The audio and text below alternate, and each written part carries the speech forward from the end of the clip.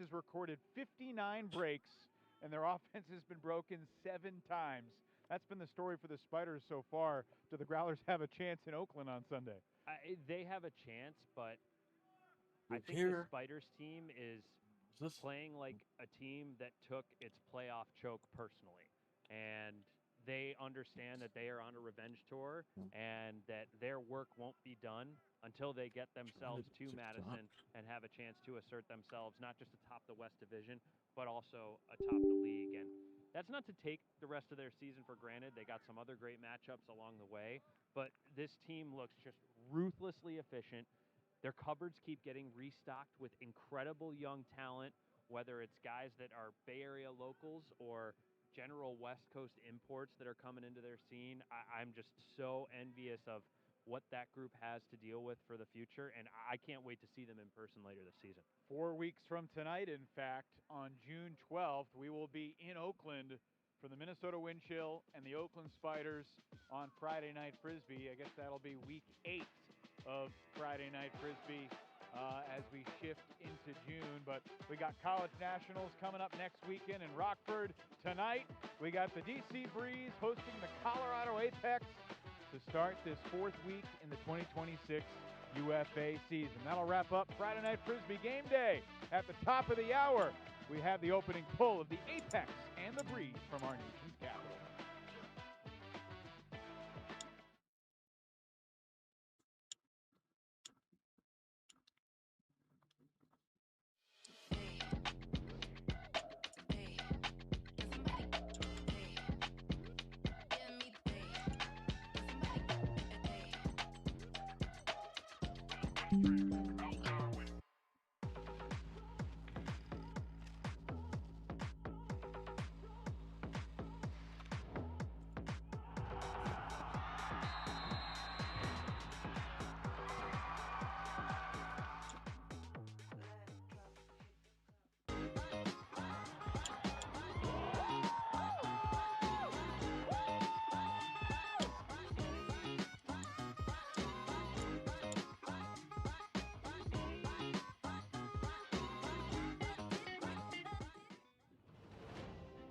Boston has its glory.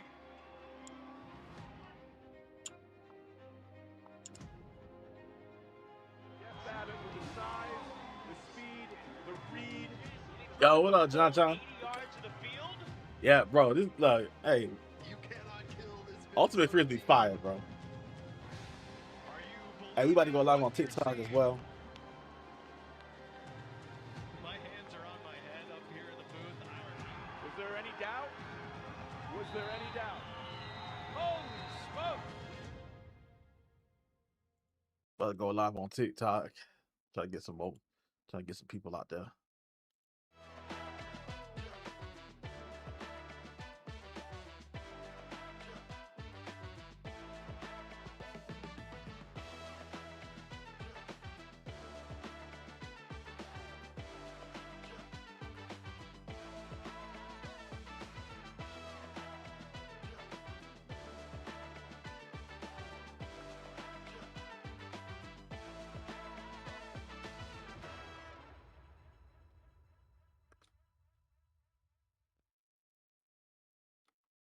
Thank God, something other than Forza Subnautica. Bro, the way everybody is on Forza and Subnautica. Oh my gosh.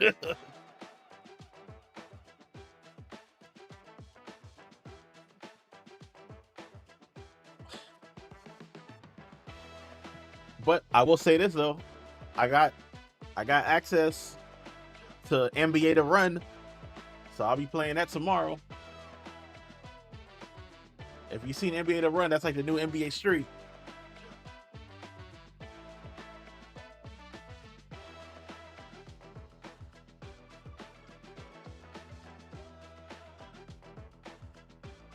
All right. What's going on? We are now live on TikTok.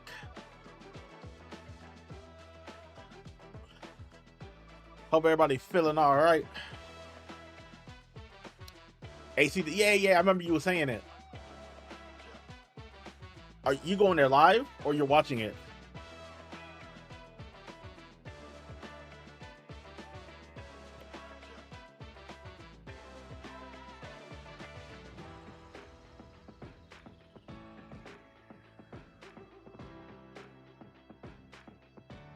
Watching it, the card is kind of mid. I got you. Okay. Well, if it gets boring, you know we're doing banana ball tomorrow. You gonna be at AEW June 3rd? Ain't that the one that's in Maryland? He said I'll pass. Dang. Nah, I feel you. You gonna like what you like. 5 days ago, DC's astonishing overtime victory in New York sent shockwaves through the entire Ultimate Frisbee Association. Tonight, the Breeze look to ride the wave of their unreal buzzer-beating brilliance against the visiting Colorado Apex. It's week 4. Oh, VCU. Okay. Frisbee from the nation's capital. Next. Yeah, cause I know I saw they coming up to Maryland too. They were just here in Fairfax, but I didn't go. Yeah, they were at George Mason, but I didn't go. Oh, Dial, we got more armored. We got more AMMA. We got more AMMA coming up in a couple weeks. We got more Team Boxing League. We got more Banana Ball. We got more Ultimate Frisbee. So we you know. Oh, and we got the Basketball Africa League too. So we got a lot of sports coming up this month. You know.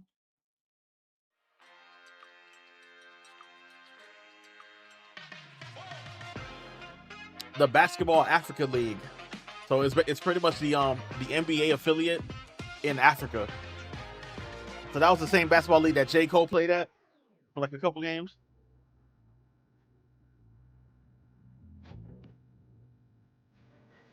Yeah. Shout out everybody on TikTok coming through.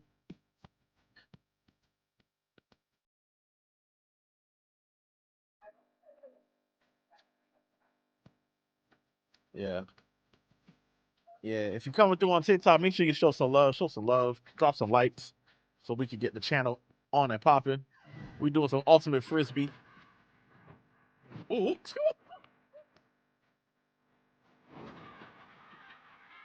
yeah. Got some Ultimate Frisbee going on. Oh my gosh. Ah, that hurt.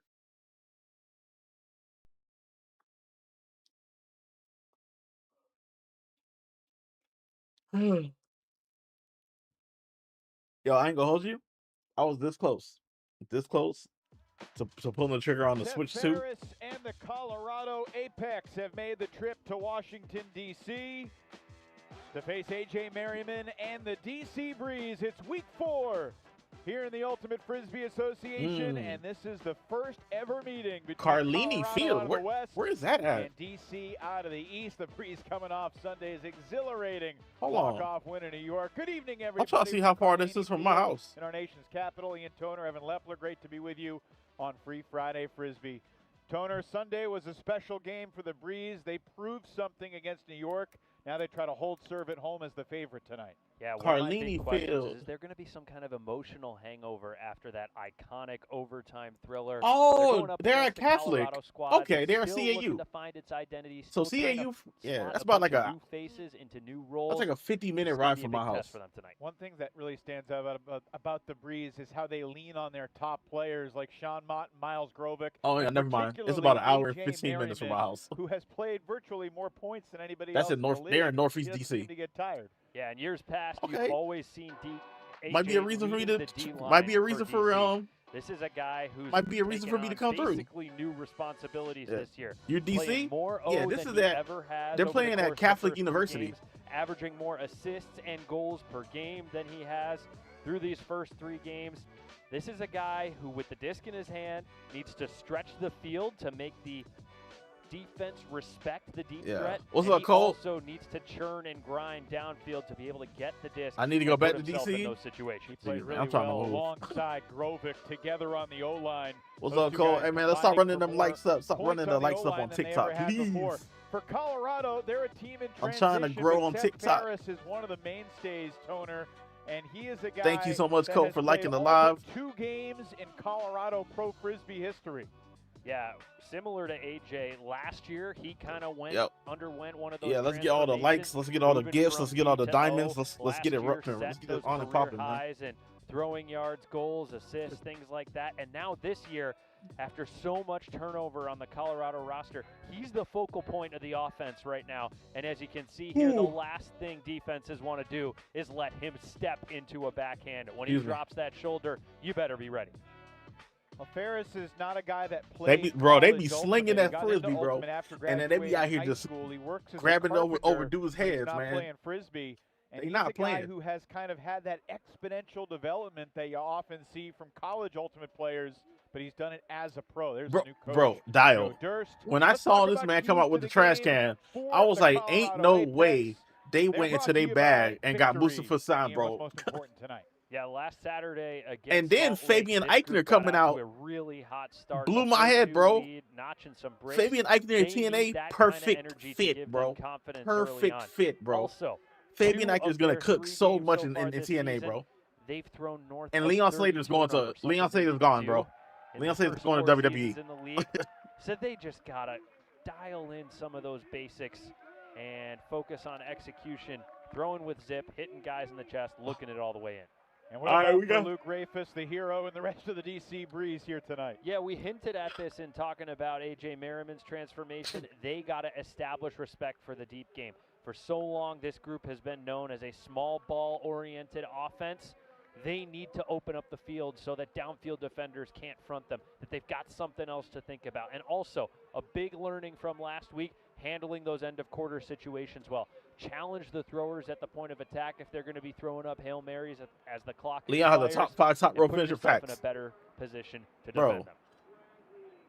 Swanton 450 is insane, bro. Come on. Wherever you are, we appreciate you joining us tonight. What I think about the NFL releases, I love the my Raiders did a really good one. I love the Raiders one. DC. I ain't gonna lie, the Chargers one with the Halo theme was actually very funny. The Ultimate Frisbee Association. Rafus's pull is the off. Jets one with the art wasn't bad. To the young Those are the only 3 I really remembered. Colorado State. Oh no, and the Cleveland Browns with the Street Fighter arcade 80s style video was really dope too. Gould, who had been playing D and swing line, getting the start in the offensive handling core. I know Joe Durst, but yeah, the Raiders really one with the Step Brothers. His pacing, his tempo, his ability to Dow, you're so right, bro. And be a threat downfield. Listen. Former DC Breeze handler Jeremy Knopp in the back. Jameis is literally that, bro. Gould gets it back to Elliott. I can't wait to see Jameis during this whole World Cup, bro. Viva Vandenbrink, one of the heroes on Sunday for the Breeze. Nah, bro. The Chargers went hard with the Halo one, bro. Push off they went hard with the Halo. I can't even front. And the way that they disrespected the 49ers was hilarious. University of Oklahoma. Nice swing. My Minnesota Vikings had Chris Jericho in our schedule. What? Offenses here in DC for a number of years. I need James with R-Truth. That'd be hilarious. Battled injury the last couple seasons, but nice to see him involved tonight. Huge layup from Ferris to maintain possession. Okay. McCutcheon right there to greet him. Good patience so far for Colorado. So I need to to the end zone. Ben and Shea misjudges it and cannot reel it in. I want to know how many steps they could take before they have to stop and throw the Frisbee. We've already seen Ben and Shea make some highlight reel snags in his He'll young be career and just not quite dialed in there on the connection with Knopp. Interception. Over from DC. Yeah, Piper steals it back off the miscue. Second chance for Colorado to convert. Yo, you know what I want to get? I want to get some rugby, bro. Need some rugby, bro. Who's more tired at this point, Ian? The first point of the game, the O or the D? He dropped it. Damn. By Tim Elliott. Chris Jericho was serving our kicker a 17-course meal and served it with a purple Gatorade and wine. That's hilarious. Shoots it. Miles Grovick accelerates past Gold. He's a different. Yeah, I think it's like 2 max. The young star out of Maryland. But see, he just like 3-4 steps. Grovick had 1, 2, 3, 4, 5. game in his young UFA career last week, and that throw is out of bounds. a little too casual near the goal line, and this long opening point continues. Oh, he didn't get it. Oh, I thought he I caught don't that. think the fans need me to make it clear that both of these teams are lacking discipline on this opening What's point. the judo You've league gotta where they wear focus. suits, and You if the gotta match look is too every throw long, all the way the in. ref throws You in a can't knife or take small space things for granted. ain't that the And certainly like the giving their hitman type coaching of stuff? staffs aneurysms on the sideline right now. Thought Charlie Hoppus, the former Yeah, Empire I've coach, seen is now that. a consultant with the But I thought that Alley Cats and a I thought writer that they on always throw the gun in WatchUFA.com, there. made a really good point. See talking that about now last you week's put me onto DC something. York game. There wasn't a single point that went over 3 minutes in that game, but this one stole it right back from him. as Rafis intercepts Let's see, the shot for let's go Shea. DC. Let's go DC. Come on, DC.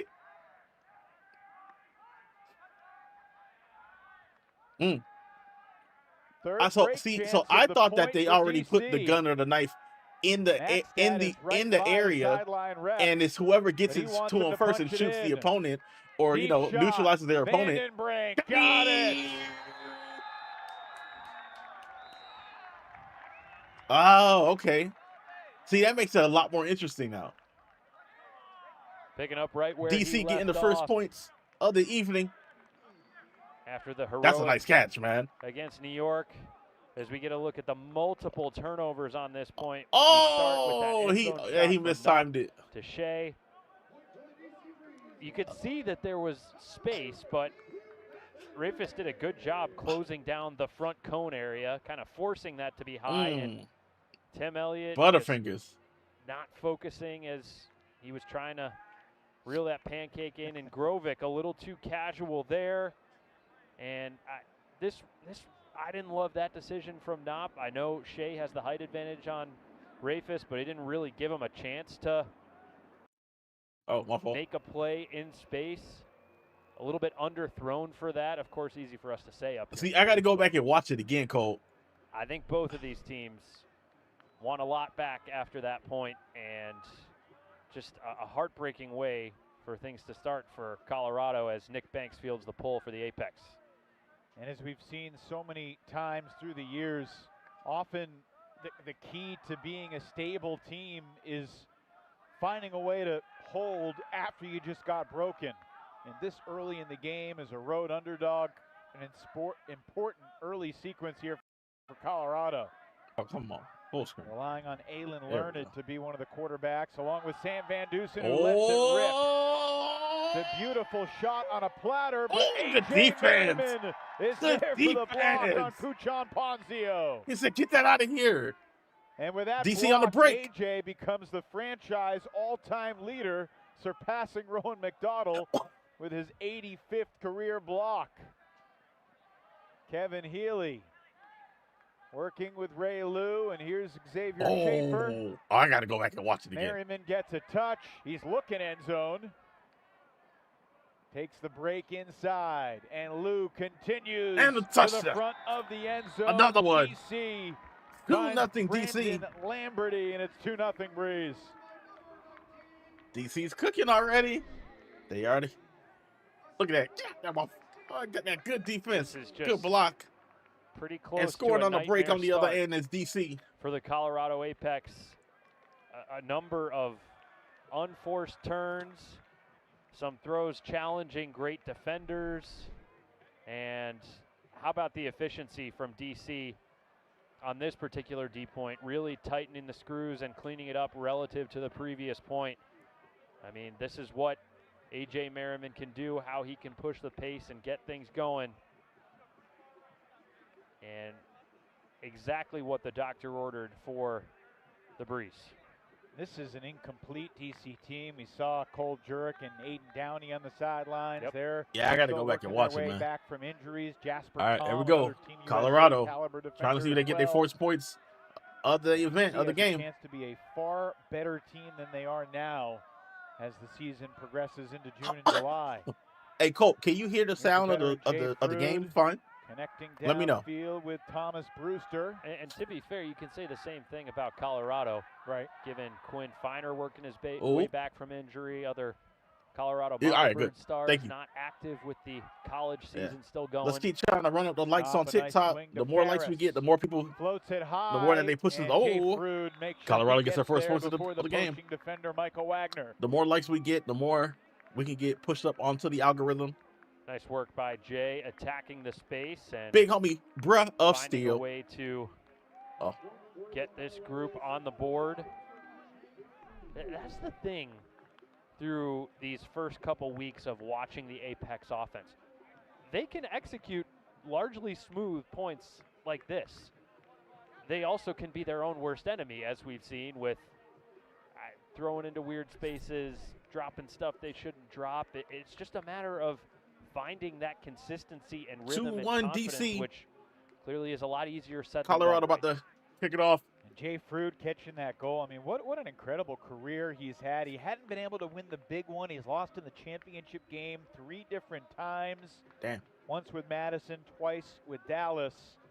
But look, he's 10th all time in UFA history in plus minus, and he just added his 269th goal of his career right there. So I'm assuming that they can go as many steps as they want to Breeze, until they get the defender led in by front of Andrew them, Roy and Jacques Nissen, like that.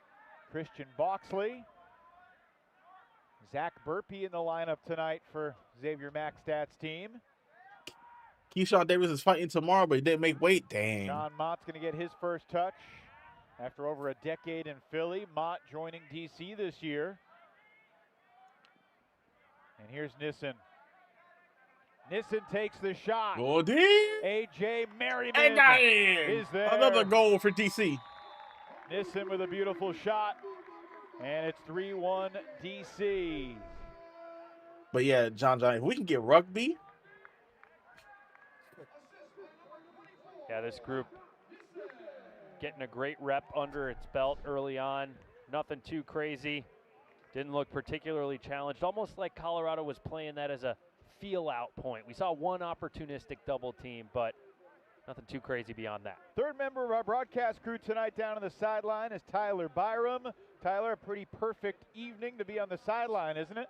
You could not ask for a better night of Frisbee with the conditions that we have here. However, Carlini Field is a little bit different. There is the wind that we have at the field level, and there's the wind that we have above the field level, about the press box height, as we like to say. So you see with this Breeze team, a lot of their hucks are typically at the low end. If you look behind me, we see how we have like a pit here in Carlini Field. 2/3 of the stadium is surrounded by trees, so all the wind comes in from one corner of the field at the field level.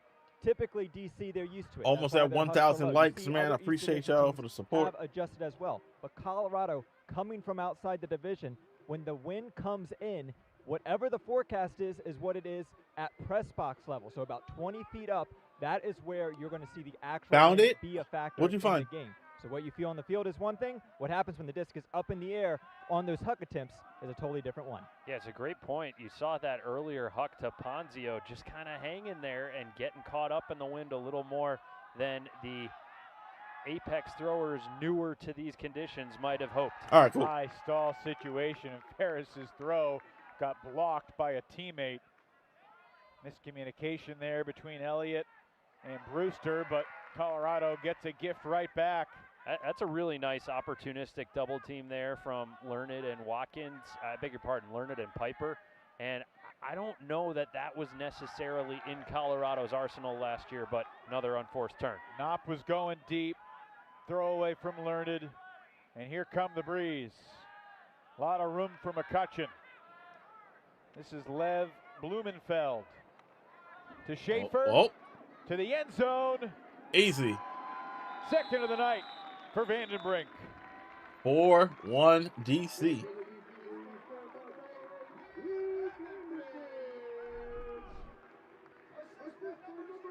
Ferris trying to reset. I think he was looking at Brewster first, and then Learned just not on the same page with Knopp. And you give this Breeze D-line multiple cracks at it, they will make you pay. I know they want to dial in that efficiency and get it the first time, but this group Just getting better and Thank better. you so with much for the every likes. rep We're so far this season. getting close to Ian, it was 1,000. so much fun in the aftermath of DC's crazy comeback win on Sunday to correspond with Wiebe Vandenbrink a little bit. Yeah. To hear him talk about how, like, he's realizing this is his ultimate dream, his lifetime in the sport. Granted, he's only 22. He'll turn 23 on Sunday. He's got a lot of Frisbee left, but this is just the beginning for this young Dutchman. And he's already got a marquee moment. Let's see if Colorado can respond. 2 goals so far in the first quarter tonight. Up the line, difficult throw. Oh! We got a whistle behind the play. Was that a travel on Harris or a foul before the throw? I think they're calling the foul on Lamberty. Thank you so much for the likes. Let's keep Yeah, running the likes up. Lamberty just kind of turn and look. Let's keep before running the throw likes up. even Let's keep went running the likes up. And on the Oh! restart, Colorado turns it over immediately. DC on the Lamberty break. able to benefit from the stoppage.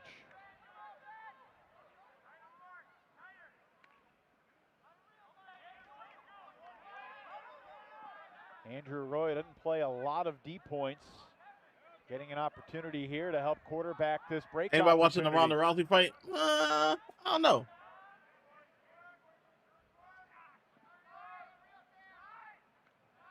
Charlie McCutcheon, his last game on this field, he had some spectacular blocks against Montreal's Malik Ajay-Sama. Crossfield shot, a couple wide Easy. open targets. Take your pick. It's Michael 5-1 Wagner. Oh, DC. yeah. Why not?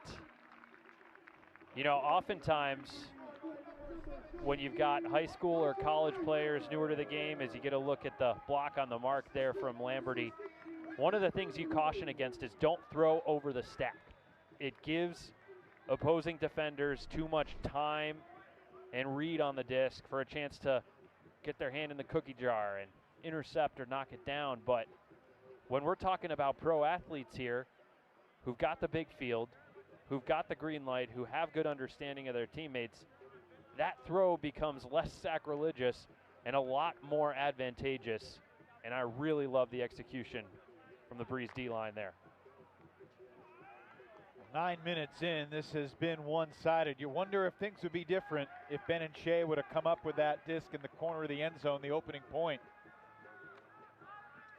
DC up 5-1. So Shea and Tim Elliott were high school teammates together. Their chemistry goes back a long way, but they're both very young, just 20 years old.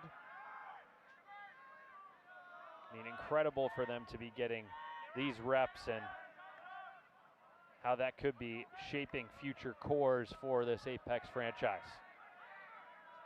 Knopp with a good gainer to Shea at midfield. Marked by Tanner Gessel. And that throw into the block. Good Isaac block. Lee right. Stride for DC, stride with listen, Learned. DC is trying to. Rafis going They're deep. trying to. Oh, he's going deep. Blue sends up a Got a slide man ball. open. Oh, Rafis trying to body it out, and it's incomplete. almost pulled that off, man. That's that second tier of wind that Tyler was talking about, just kind of making that huck hang up there. Ferris launches. Shea chased by Gessel. It's complete. Oh, got away from somebody. Still work to do, though, for the Apex. Stall count rising on Shea. Gets it to Elliott, who flips it into the end zone for Thomas Brewster. Second score for Colorado. Comes with $1:41 to play in the first.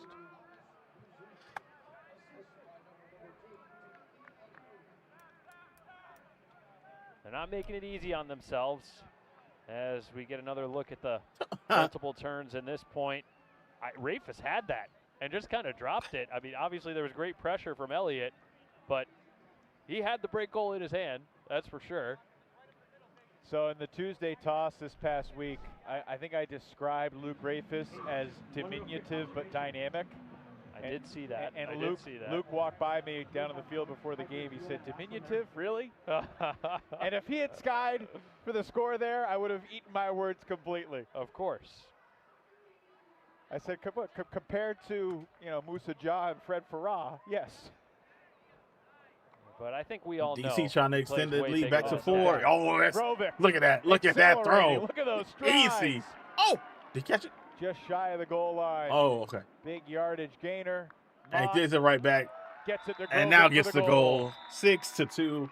A DC. week ago, Ian, just 5 days Welcome ago, to in fact, DC. Miles We had Rovis 999 likes. more offense Almost than he at ever had in 1,000. any game in his UFA career. He had And let's see if career we get the highs in 2,000. assists, completions, throwing yards, and receiving yards.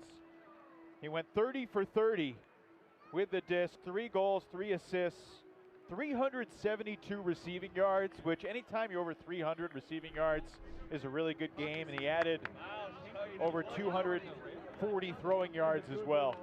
He's such a dynamic young star who'll be playing at College Nationals this Friday in Rockford.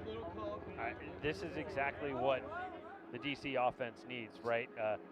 A credible deep threat who folks can't front, who can really make plays in the downfield space. You know, we saw how much this group missed his presence in the East Division Championship game last year, even though he wasn't yet playing full-time offense. It was just a different group without him active in that group. And I just love what he's done for this offense. I can't wait to see his impact continue to grow, and you know, he could become one of the faces of the league before we know it. Of course, his first game at College Nationals, first thing Friday morning, next Friday, will be against Brown University, alma mater of Jacques Nissen, who helped carry Brown to the title 2 years ago. Final minute into a double team, and that's an ambitious shot for Colorado, but they're going to blow a whistle. Are we going to get an integrity from Shea? No, it doesn't look like it. I mean, he was, before any referee, official instigated anything, he was kind of looking at them and pleading, feeling like he got. Yo, Jacob, Look, what's good? Thanks there's so much his for the expression check-in. there. I don't know if that was catchable in the way he was sandwiched. Goes his interference against the breeze. And Learned into the end zone for Knopp.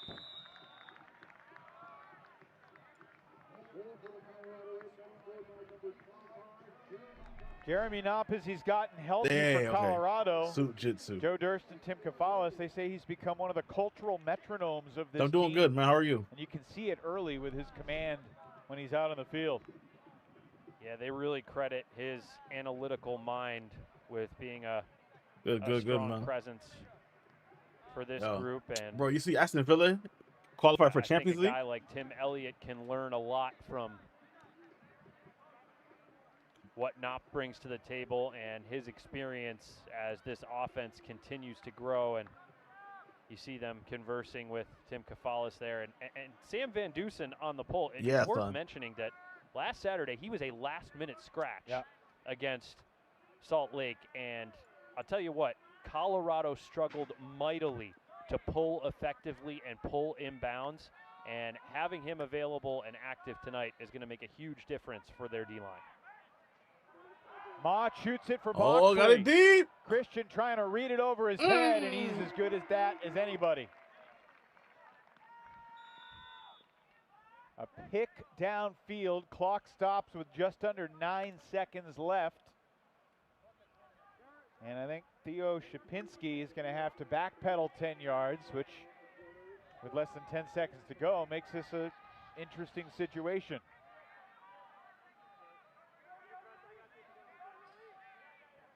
Ten seconds on the clock.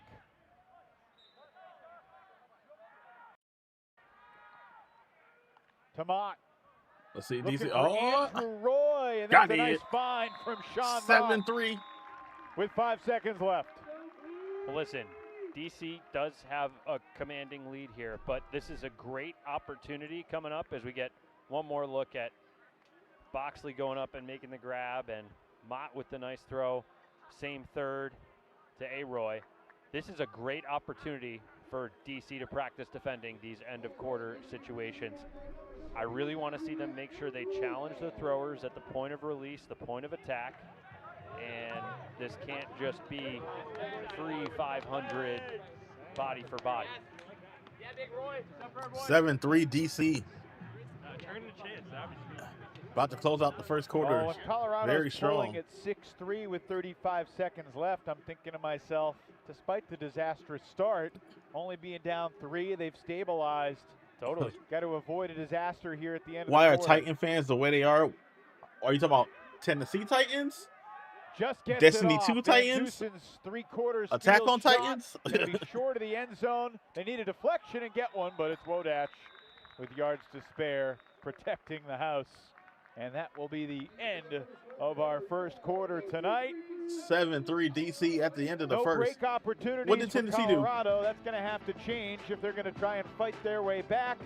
DC jumps out to the 5-1 lead and carries that 4-score advantage into the second as we continue here in DC on Friday Night Frisbee.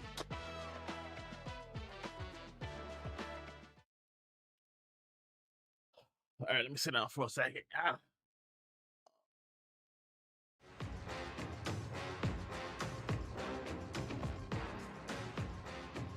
Oh, do I have anything to hydrate with? I will redeem that hydrate. Trying to start over the Giants fans? Because they got nothing else better to do.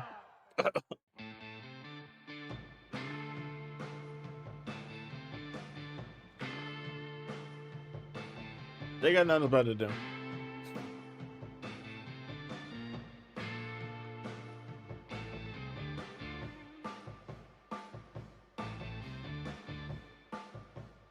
Oh, let me get that fresh apple juice. Oh, let me get that fresh cider. Okay.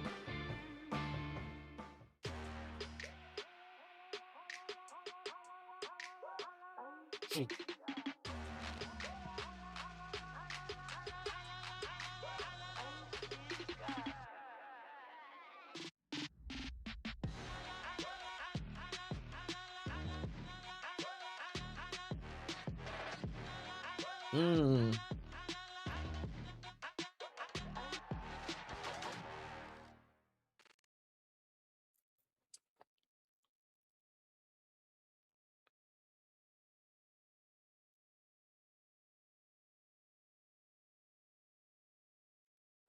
We ain't rivals. We forget you exist. You're like the Chargers, but you don't win. UFA continues all weekend long. Tomorrow night, the Colorado Apex head to New York That is definitely City. like the Chargers. It's the Alex Atkins revenge game.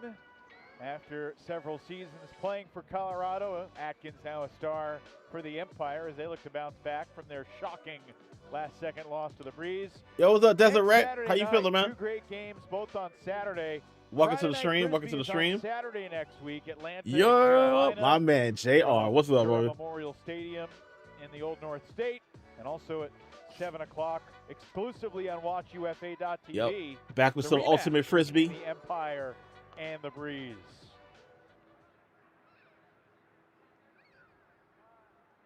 (7-3) DC leads as we get set to start the second quarter. Evan Lepler, Ian Toner, as we watch one of the 4 UFA games. Good, about to going see you, on lady. this Nice, Friday nice, night. man. Currently, there's a couple good Central Division contests. Minnesota's got a 6-4 lead on Indy late in the first, and Madison is in Pittsburgh.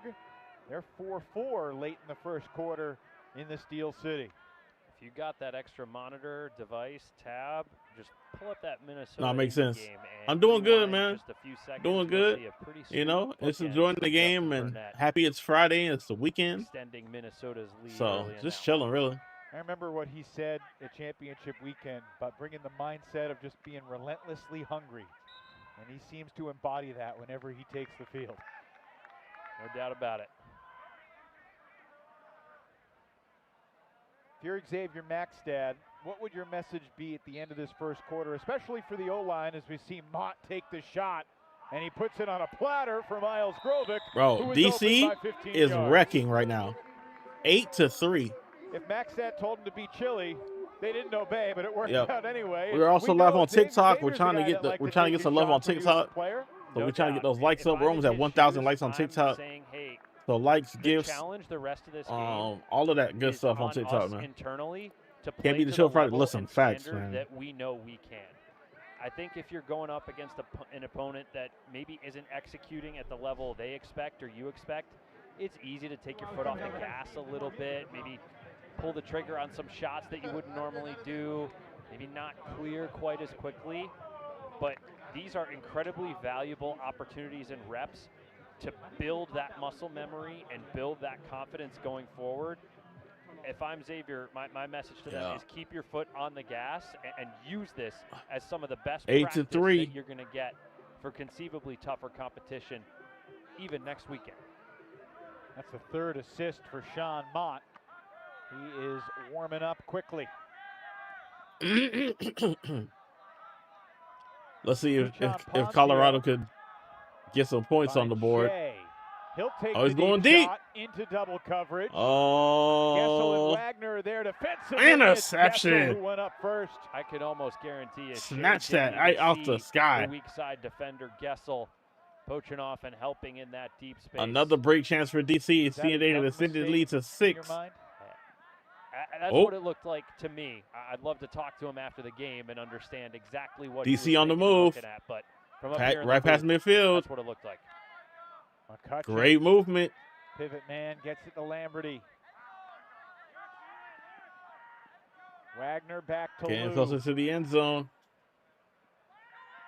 You can coast to coast transition for DC, resulting in another goal. Hits Xavier Schaefer.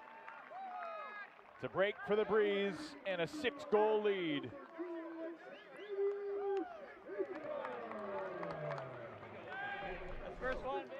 So there's the defensive play from Gessel after Shea had already pulled the trigger into double coverage. I mean, if you see single coverage for Piper, I don't hate pulling the trigger, but you just got to be aware that a smart defense like this is probably going to have somebody lurking and creeping. First UFA score for Xavier Schaefer. He is Xavier. Coach Maxstad is just Xavier. Thank you for setting the record straight. Luke Rafus to pull. 10th UFA game for Xavier Schaefer. 31-year-old. So what's everybody plans for the weekend, man? In Central New York.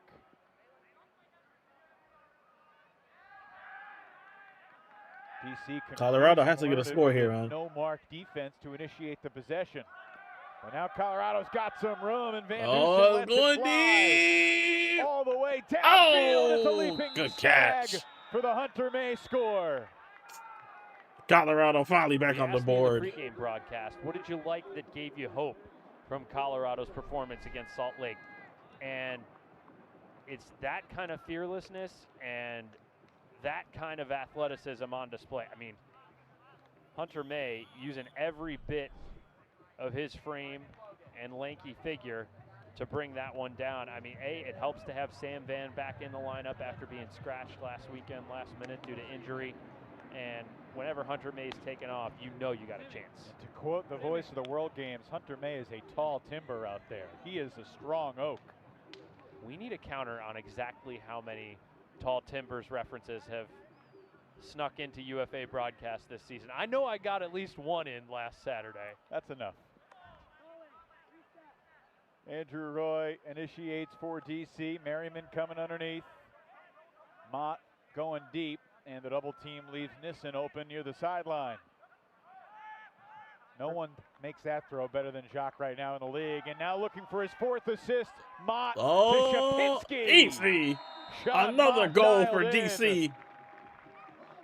I mean, DC is making this look too easy. 4 assists. You're going to see a highlight pack here in a second, but Jacques Nissen made that entire sequence possible. He pumped a deep shot just before he threw that field switch. As we get another look at some of the assists that Mott has thrown earlier. And then after Nissen opened that up with a field switch, the rest of the cutters had the discipline to make space for Shapinski. This is a group that just looks like it's operating really smoothly in rhythm so far. And Mott, a big part of this group's evolution of digging the deep ball a little bit more than previous seasons. If Grovik's taken off, Mott's usually ripping it. DC averaged 4.5 completed hucks a game last year. That was the fewest in the league. So far this season, 20 completed hucks in their first 3 games. It's almost 7 a game. And the Breeze are 4 for 4 on their hucks in the first half so far tonight.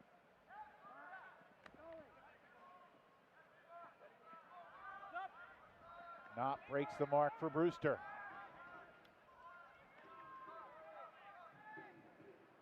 Merriman out there for a deep point.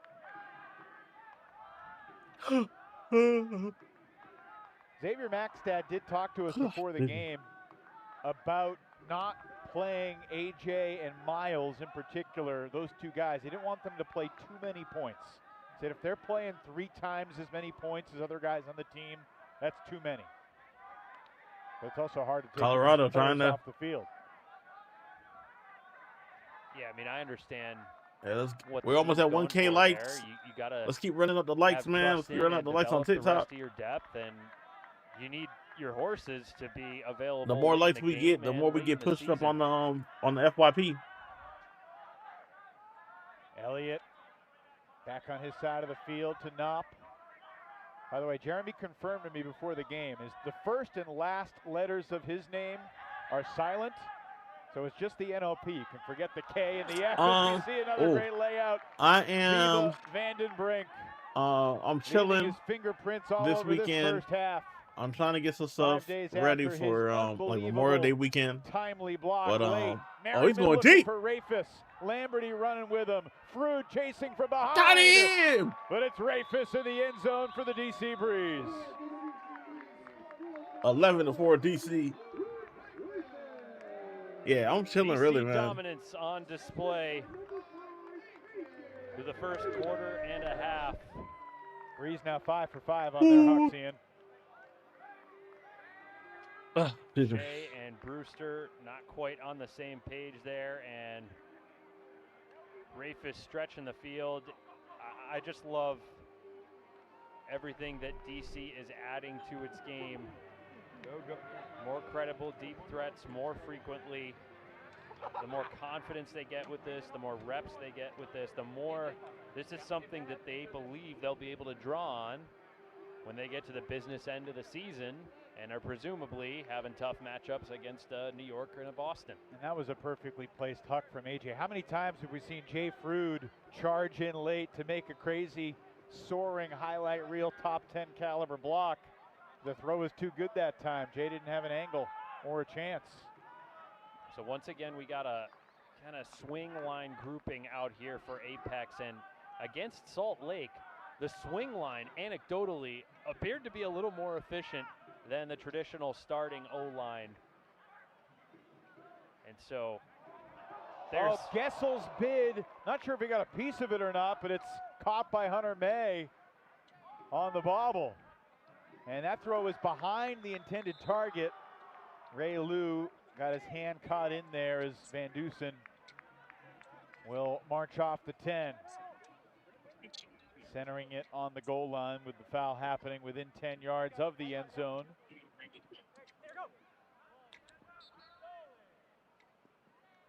Van Dusen out of Pittsburgh. Maybe a little bit tougher than it needed to be, but Hunter May, the tallest guy out there, uses all of that height to bring in his second goal of the half. Sometimes you just got to put it up top for the big boys. 11-5, Colorado down by 6. In small spaces as we get a great but look still trying to chip back into this game by clawing at that lead earlier in the that point, DC has put. Despite the bidding defender, and this time just going to the spot and yoinking it out of the air. 6:23 left to go in the second quarter. Would do well to feature May a little bit more, put him in space more, and make defenders make tough choices against him. As a lot of guys are pulling double duty here, Van Dusen and May included, after that swing point to get the hold. Yeah, other than Jay Frood, Sam Van Dusen's the most experienced player on this Colorado team. Tonight's his 80th game in the UFA. 80 games, man. Missed him with a tough angle. Oh, good. Perfectly placed. Nice place. Going for the deep ball. Going for the goal. Got him. He runs it down. Miles Great Grovic, sequence of passes. Electric So another goal for DC. To haul in the 4th assist of the night from Mott. Make it the 5th assist for Sean Mott. My man Vegas, what's good, brother? All right, well, if you've been listening closely, we've been singing Hunter May's praises this quarter. And if that's a barometer, then you got to believe that Miles Grovic has next level speed if he's going to win the foot race and get to the disc first in the You been deep feeling space all right? past Hunter May. You know, like I you mean, been feeling like this you had a kid good is week. One of the best athletes in the game right now. I don't think that's an exaggeration. We've seen him do insane things at the pro and college level. What is this? Ultimate Frisbee. Right there, it's just top speed on display. Excellent stuff from the Maryland product. Sean Mott has 8 completions, which have gone for a total of 168 yards. 5 of his 8 throws have gone for the assist. He's got as many assists as Colorado has scores.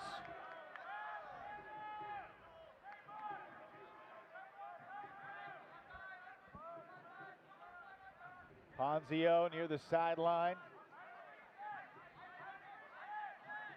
Alex Piper's been a really important guy for Colorado so far this season. 5:25 left to quiet so wait, far why? tonight. Okay. What's that? Why's the clock not moving?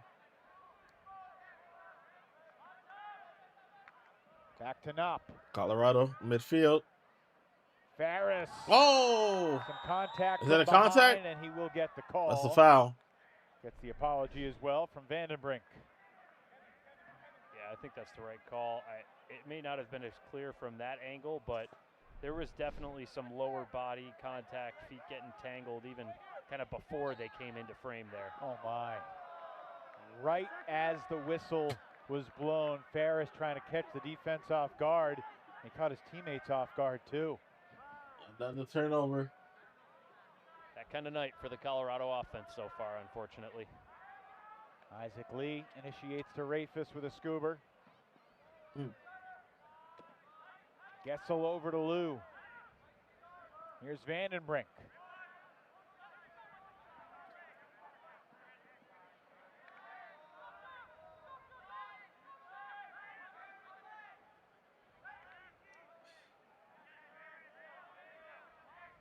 Breeze looking for their 7th break of this half. Woo. Healy to Wagner. On target Got it. again. 13-5. BC cannot miss. They are on fire, man. I mean, you could see what the Breeze D-line O wanted there. They wanted to hit the skinny insides on that right-handed flick sideline, despite the defense trying to force them back towards the middle of the field, and that's kind of breaking the foundation. I'm gonna be right back. I'm gonna try to get some water. And we know Tim Kafalis, an incredible mastermind at architecting a defense like that, and he doesn't have the likes of Noah Kuhlman, Matt Jackson to deploy in that unit, and the offense doesn't have an Alex Atkins, a Toby Brooks, and Elliot Hawkins, who's having an incredible glow up on the college scene right now, a Zeke Thorison. There's a big challenge at hand for Kafalis and Durst and Matty Jackson, who's now a part of the coaching staff as well, to not necessarily fill those holes one for one, but figure out how these new pieces are going to cultivate that identity and have success. Well, and it didn't help that Quinn Finer, who's the most talented mainstay, is still working his way back from an injury. Oh, nice snag there by Ben Harris over McCutcheon. And it is going to be a travel because he didn't set the pivot foot in the right spot. He also got pretty excited and started running away after he wasn't in the end zone. Can the Apex punch this in? Van Dusen resets for Harris. Back to Van Dusen. Colorado with 2 doubleheader road trip weekends in the first 4 weeks of their season. All without Quinn Finer, without Nanda Minfink, and a timeout taken here by Joe Durst as they try to find their identity. And look, you play 4 of their first 5 games on the road. They got a lot of home games coming up and a chance to build something. That's what they are trying to do. All right. No, thanks. Appreciate it. Regular old to watch.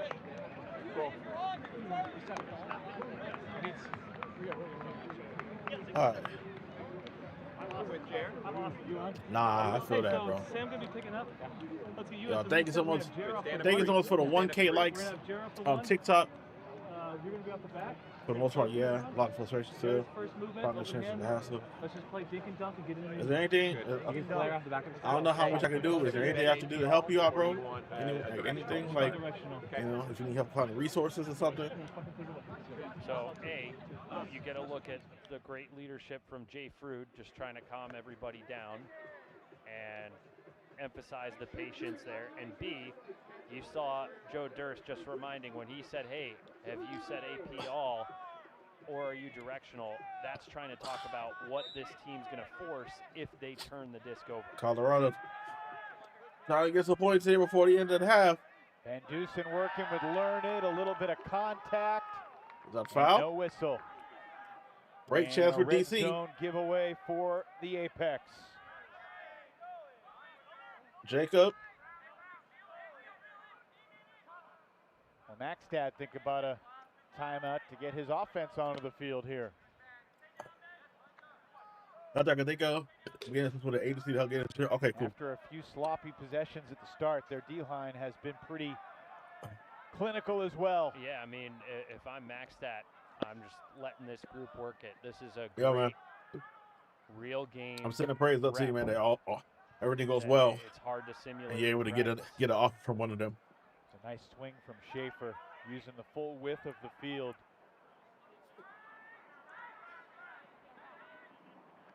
DC taking its time. Apex not putting up a ton of resistance. And that's Easy. not great defense for Colorado because they left Easy. Charlie McCutcheon Another wide open. point for DC. And a miscommunication on the They are defensive up side 9. of things after the execution error lets the Breeze stretch the lead to 9. There was the pressure from Ray Lou, perhaps a little contact DC has in the been back of on Learned, but fire. he didn't appear too aggrieved, wasn't appealing for an integrity call, just kind of playing on. You know, we're making a big deal about the challenge ahead of Colorado, and I think we'd be remiss if we didn't acknowledge kind of the candor from the Colorado coaching staff and how they understand the challenge ahead of them, and that in years past, you know, especially Tim Kafalis has said, you know, hey, on paper, we know the expectations were high with the talent we had, and you know, perhaps the last couple of years we didn't quite live up to them getting back to championship weekend after their trip there in the inaugural season in 2022. And he said he kind of likes having to fight as the underdog, which is a spot they should likely be in the rest of this season. And so I want to see, can this group do more to embrace that underdog mentality as the schedule unfolds and these competitions intensify? Shea floats it for Brewster. Oh, yeah, man. I don't Green think that. grass in front of Man. DC gets reset defensively. Closing in on a minute to play in the first half. Back-to-back breaks to start for the Breeze, and they've controlled ever since. And Merriman hunting another block. Nice catch. But this Nice one catch. snagged by Alex Taking Piper advantage off of his the height right deflection. there. Nice catch. Goal for Colorado. Great focus there from Piper. We've talked quite a bit about the big man Hunter May. There's an argument that Alex Piper could be the best player active on the Apex, especially with Quinn Finer not fully healthy and not active. Obviously, Seth Ferris, Hunter May, Jay Frood in that conversation as well, but Piper's got the frame, the athleticism, and the skills both defending and attacking to lay claim there, and great focus despite the pressure from Merriman on that one. This likely will be Colorado's last chance in the half to generate a break opportunity, something they have not done yet. DC has not turned it over when starting a point on offense. Nissen has been a big part of that. Of course, this DC team loses Johnny Malks, they lose Roland McDonald, they lose Tyler Monroe. A lot of the identity of this offense has shifted. But tonight, they have been very sharp. Roy to Shapinski, continues for Nissen, absorbs the bump, he'll get a free 10, the clock will stop.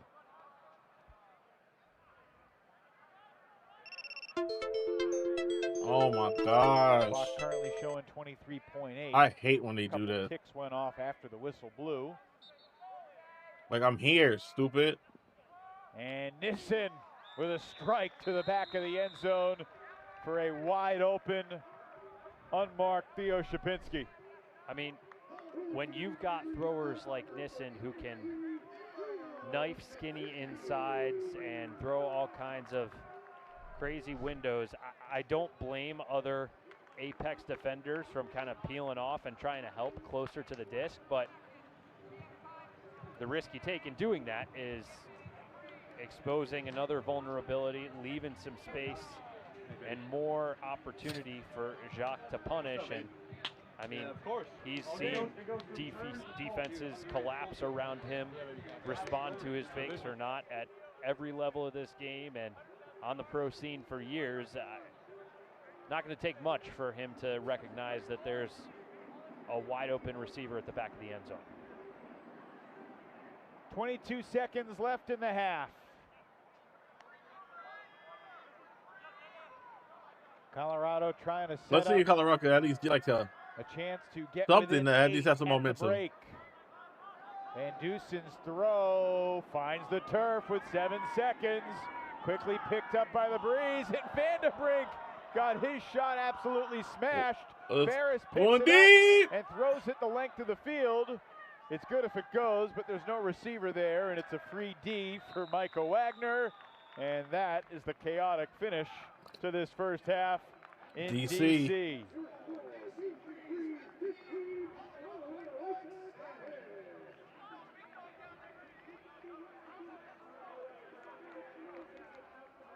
The Breeze off their insane last-second overtime win in New York.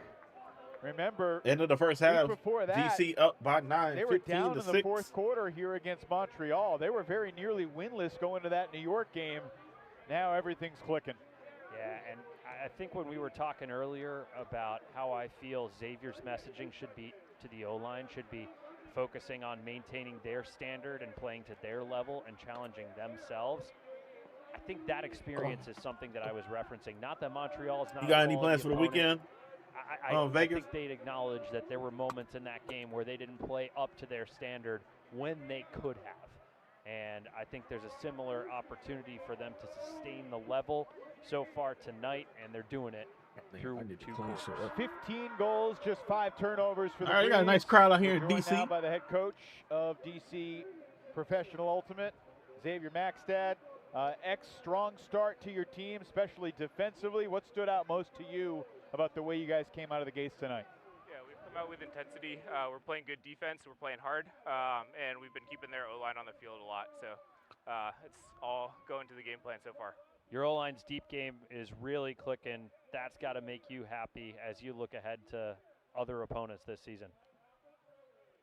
Yeah, it's been difficult for them to cover miles deep, so we're just going to continue to see if that matchup continues to work.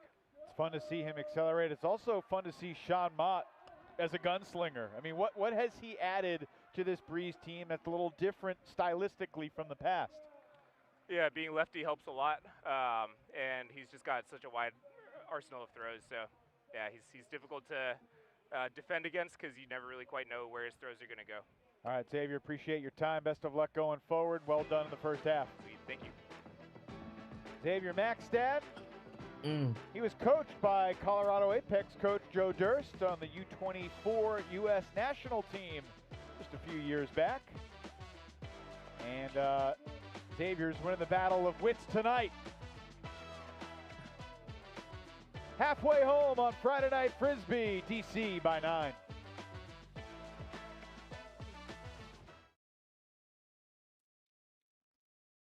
DC up by 9 at halftime.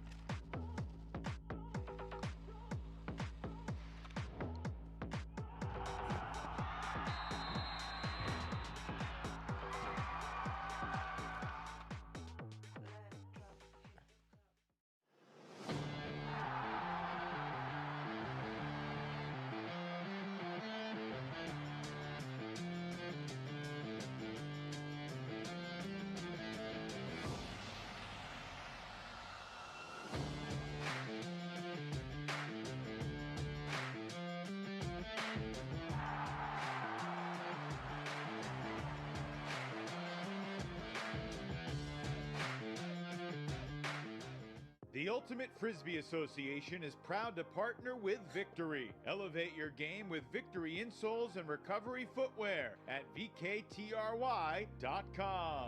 Delta THC Seltzers.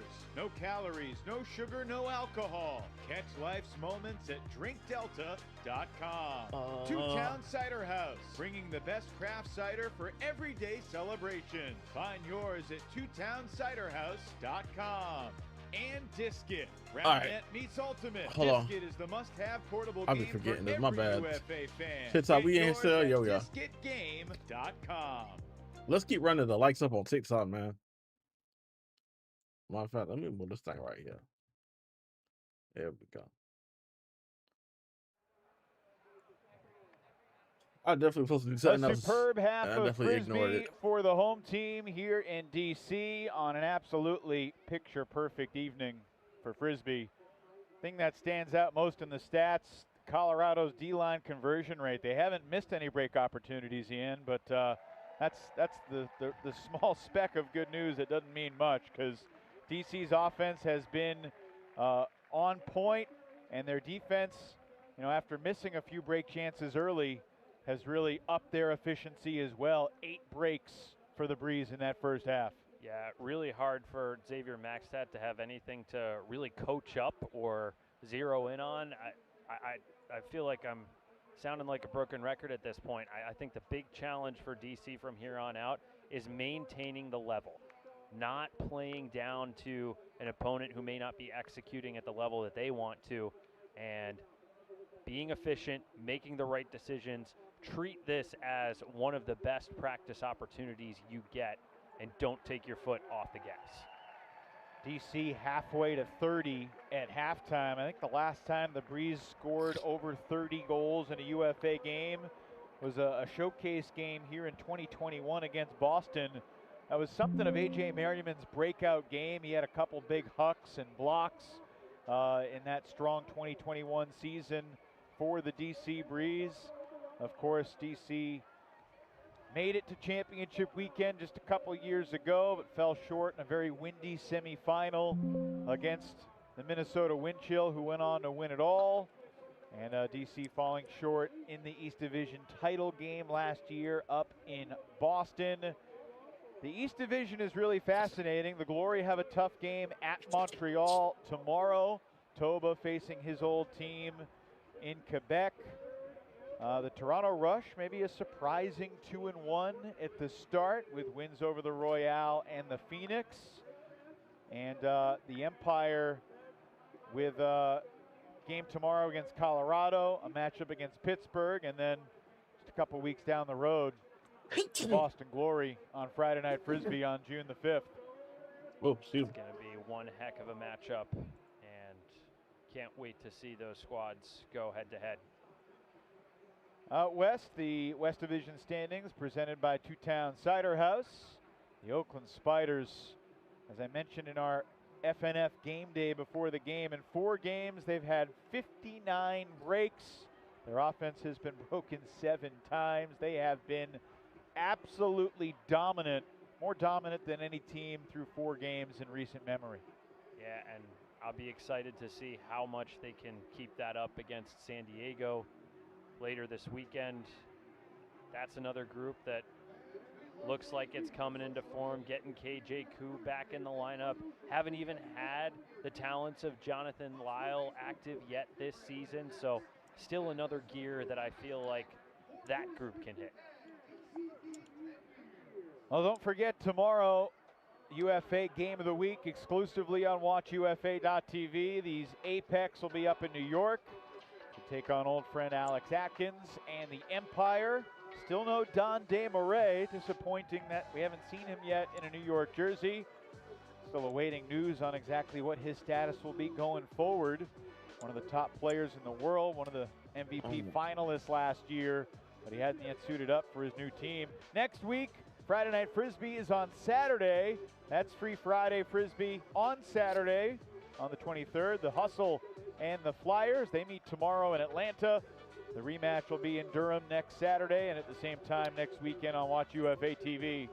The Empire let's and keep the running up the Breeze, lights. Chapter 39 to it's anything like Chapter 38 last week, Dan Hilton and Brian Jones should be in for a, well, actually, no, that'll be here in D.C. Dan and Brian are calling the New York-Colorado game tomorrow. A lot of good games coming up. Tyler and Will Smolinski will have the call next week here in D.C.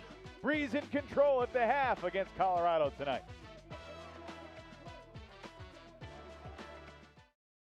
Can I hide the chat?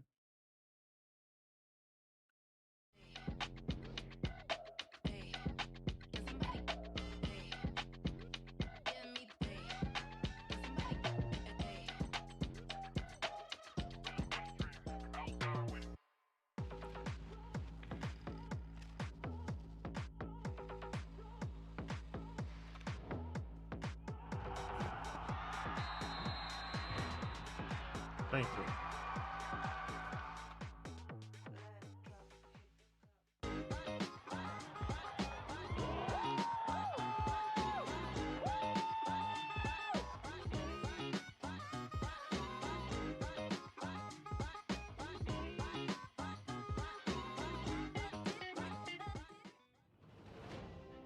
Boston has its glory. There we go.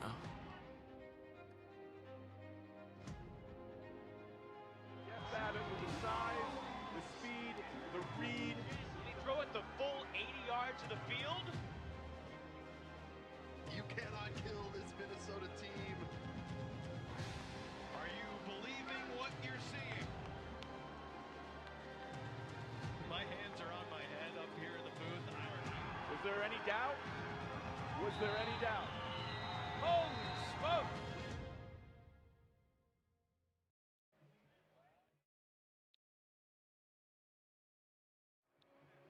Moments away from the start of the second half here in D.C. The Breeze leading the Apex 15-6. We've got Colorado head coach Joe Durst on the headset. Joe, appreciate you making time and waiting for us.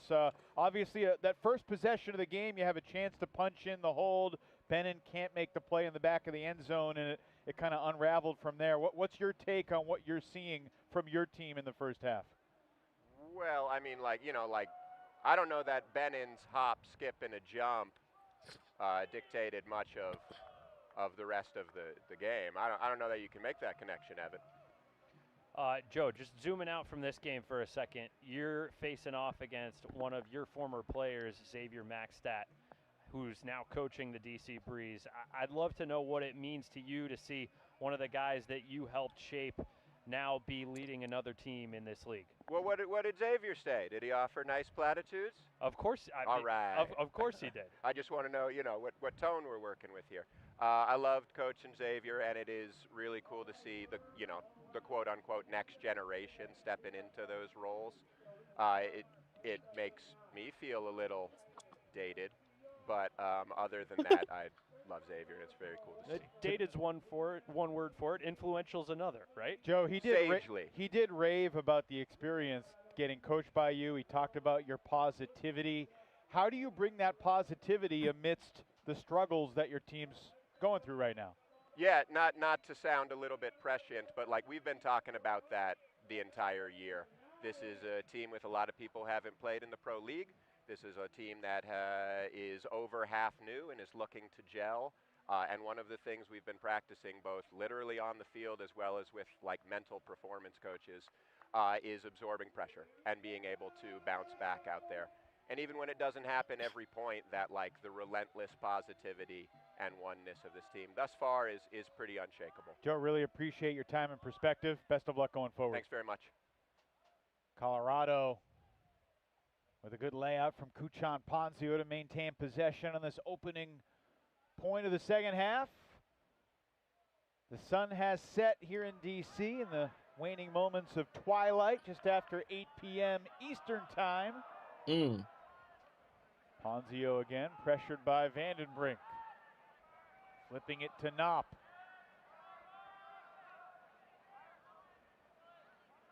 And a nice swing of the disc to Elliott. Good rising Colorado, backhand drive for it. Piper. Let's see if they can get some points on the board. Ponzio. This feels a little bit like the possession at the start of the game, Ian, in terms of patience, good disc movement. Colorado getting some cutters open downfield, but it's getting bogged down near here, the goal line. Shea able to flip it in, and it's a second half starting score, and a couple of spikes for Thomas Brewster. He's trying to get the team ramped up. I mean, this is exactly what this group needed to get the second half started on the right foot, and you could tell how frustrated Thomas Brewster was with that group's performance in the first half, with the tone he's setting with consecutive spikes here in the second half. He wants this group to wake up and play up to the level that it's capable of. Wonder if Alex Atkins is watching, thinking, go for a third spike, Thomas.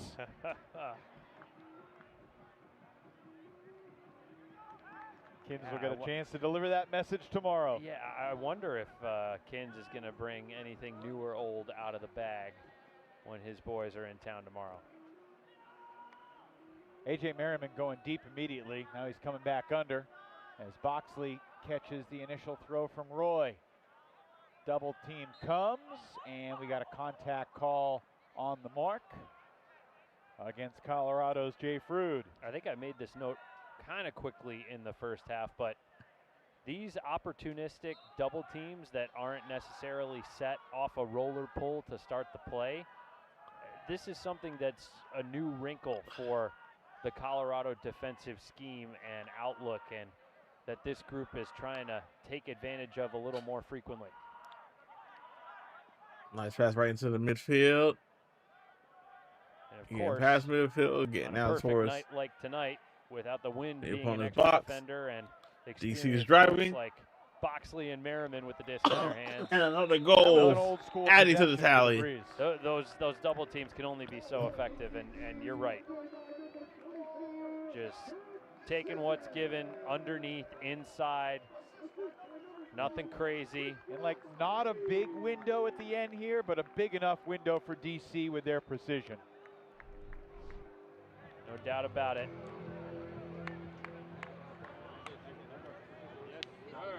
First goal of the night for Nissen to go along with some assists. And Christian Boxley, he only played 5 games last year. He missed the 2024 season.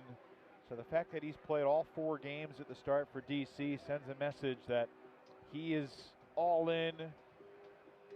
And that's a great place to start any team with a guy as dynamic as Boxley. So DC's O-line still unbroken, has not turned it over. Colorado, good start to this third quarter. Shea to Brewster. Oh. It's got to be a foul. Indeed it is.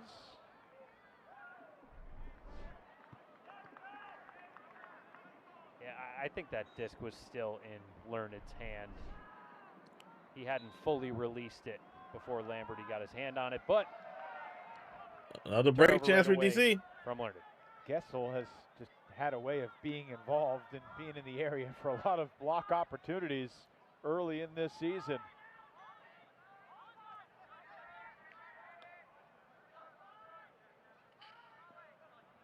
DC looking for its 9th break of the night.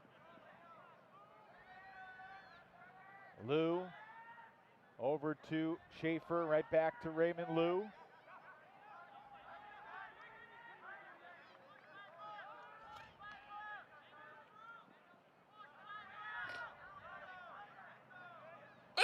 Milking it just shy of the end zone. Wagner to McCutcheon. Another goal. And look, we talk about the losses for DC's O-line, Ian. For years it was David Bloodgood and Jasper Tom and Moussa Jah and Alexandre Fall, Reese Bergeron anchoring life for the D-line. So they've had a bit of a transition into 2026 as well. Hey, a lot of players are not a lot of former players not playing level anymore. Of turnover, but I tell you what, tonight you'd be hard pressed to watch this film without player identification and clearly grasp, oh yeah, they're missing all these stars that were mainstays in years past. And And that's a credit to everything that Oh. Xavier Maxstad has done this year. Lauren Boyle did in years past. Daryl Stanley did before her. And Once again, we are what still all everywhere. these players are doing to get ready to compete this season. Largest lead of the night for the DC Breeze, up 10. 10-point lead for with DC. 8 change left in the third quarter.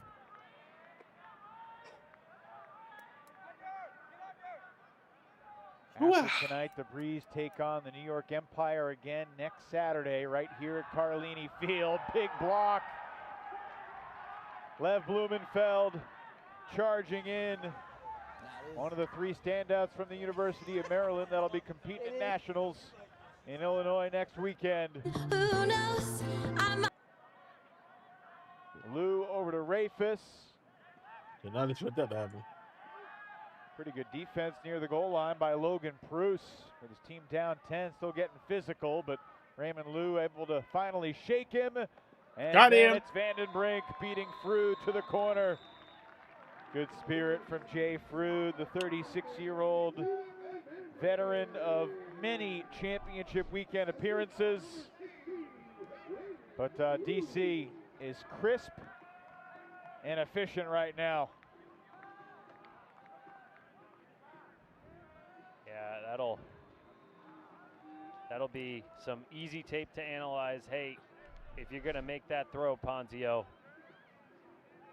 you got to understand that the window is further out in front than that, and you can't put it on the back shoulder. Otherwise, it's going to get blocked. And beg your pardon. Let's throw it down to Tyler down on the sideline. Yeah, so I was checking in with the Welcome Colorado back, Apex Jacob. huddle at halftime, and really they took a long time of just Yeah, what's your leadership question? gathering together, the coaches, Jeremy Knopf, Jay Freud, and really that's how they spent Welcome back, Cole. two-thirds of the break, was talking about how they can just kind of adjust to this team. And when I have broke, not they listened broke to up it. with their 2 different lines.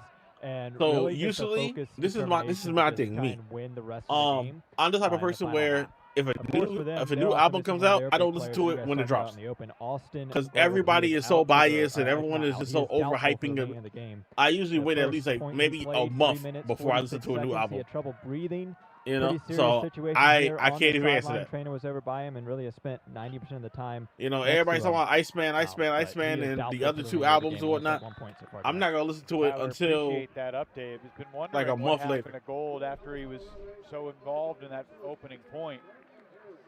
Ben and Shea the score there for Colorado to get back within 10. Yeah, certainly hope. See, like I've heard mixed reviews. Austin is okay. You can see A lot of people love it. spark plug that he is on the field, being aggressive in that I don't handle know. set. And Joe Durst and Tim Kafalis have talked about his ability to just kind of step in and be a leader like on it? this team, even if That's he 5 didn't too many. necessarily know all the guys before this season, just with his presence, his play, his demeanor.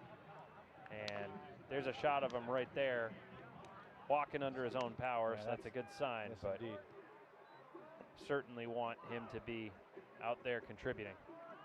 And he's a guy who's been grinding for a long time. Tried out for Colorado every year since the beginning.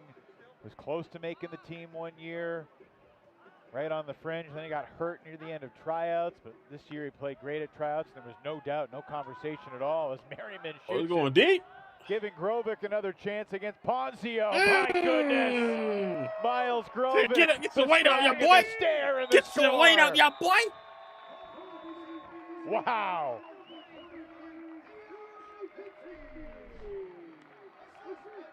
I mean, AJ pumped the backhand, took his time, and turned around and threw the forehand when he was already 40 yards deep.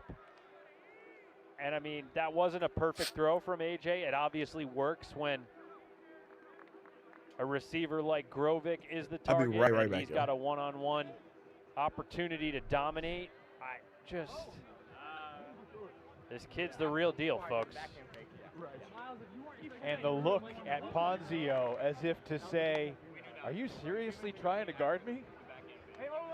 I mean, with the way DC has been executing deep tonight, I feel like at this point I would have loved to see some kind of intentional adjustment from the Colorado D with like a little more weak side deep defender help. But, you know, to the counterpoint of that, A, you want to work on some of those one-to-one man fundamentals.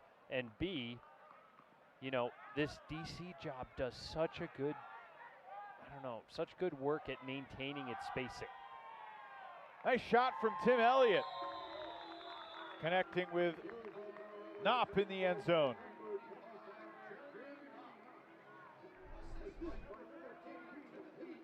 If this goes as a huck, right around 40 yards or so, it'll make Colorado 4 for 9 on hucks tonight if that was a huck. The Breeze are 7 for 7. DC hadn't had a lot of games these last few years when they've been 7 for 7. All right, let's Colorado getting a point on the board. If they can replicate this or come close to this against some of their divisional competition, that's going to send a real message and shift the defensive game plan for Matt Stevens and other coaches in the division.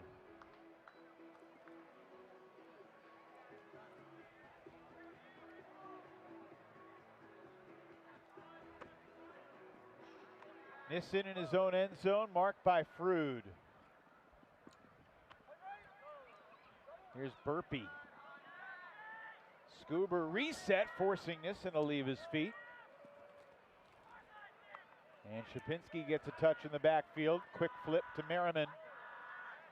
AJ looking for a gainer, and it's tagged by Burpee. 5 assists in the first half for Mott. Asking Burpee to make a play. It's off his fingertips, but cleaning up the track in the back of the end zone. Jeff Wodach with the 20th goal of the night for the Breeze.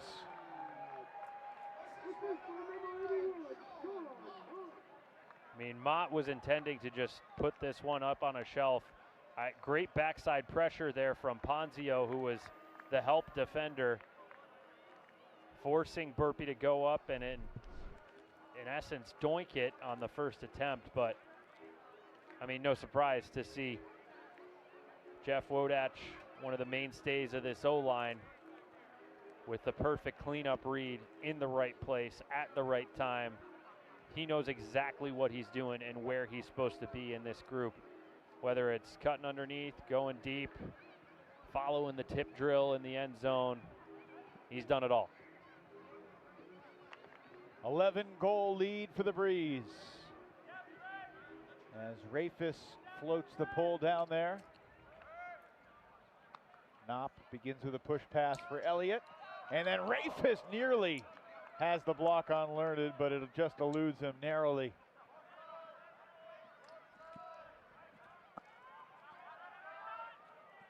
And there are sequences, Ian, watching Shea and Elliott work together that you can see their chemistry, you can see their explosiveness, and then Shea bolting into the deep space. That's a really nice point for this 20-year-old kid from Colorado Springs. Hey, that's why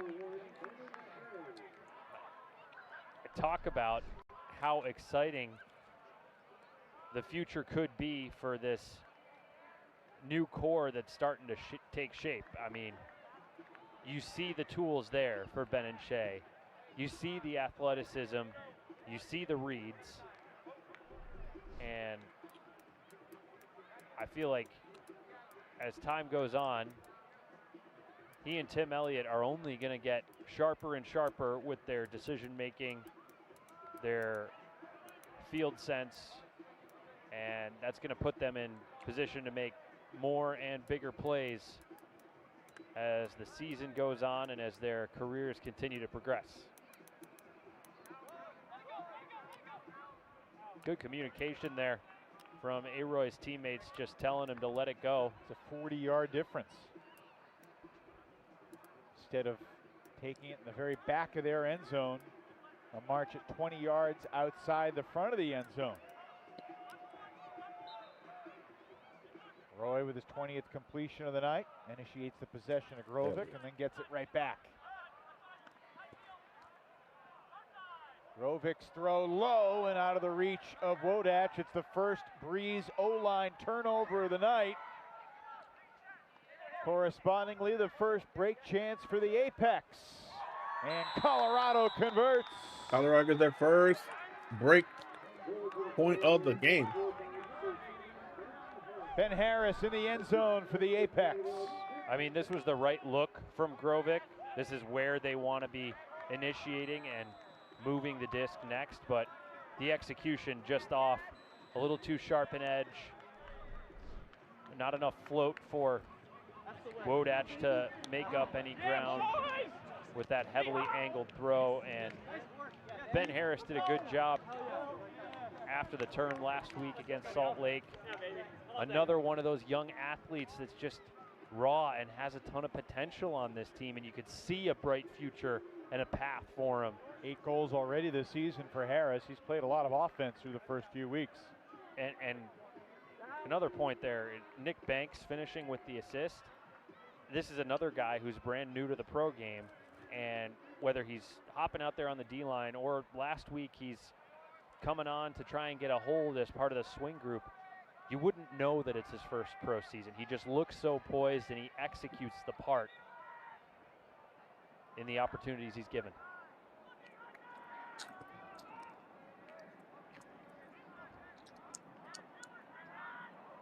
Some contact there. And Boxley appealing to the official. Ponzio didn't necessarily believe that he fouled him right away. I mean, credit to the official, because even at that replay, I couldn't tell clearly.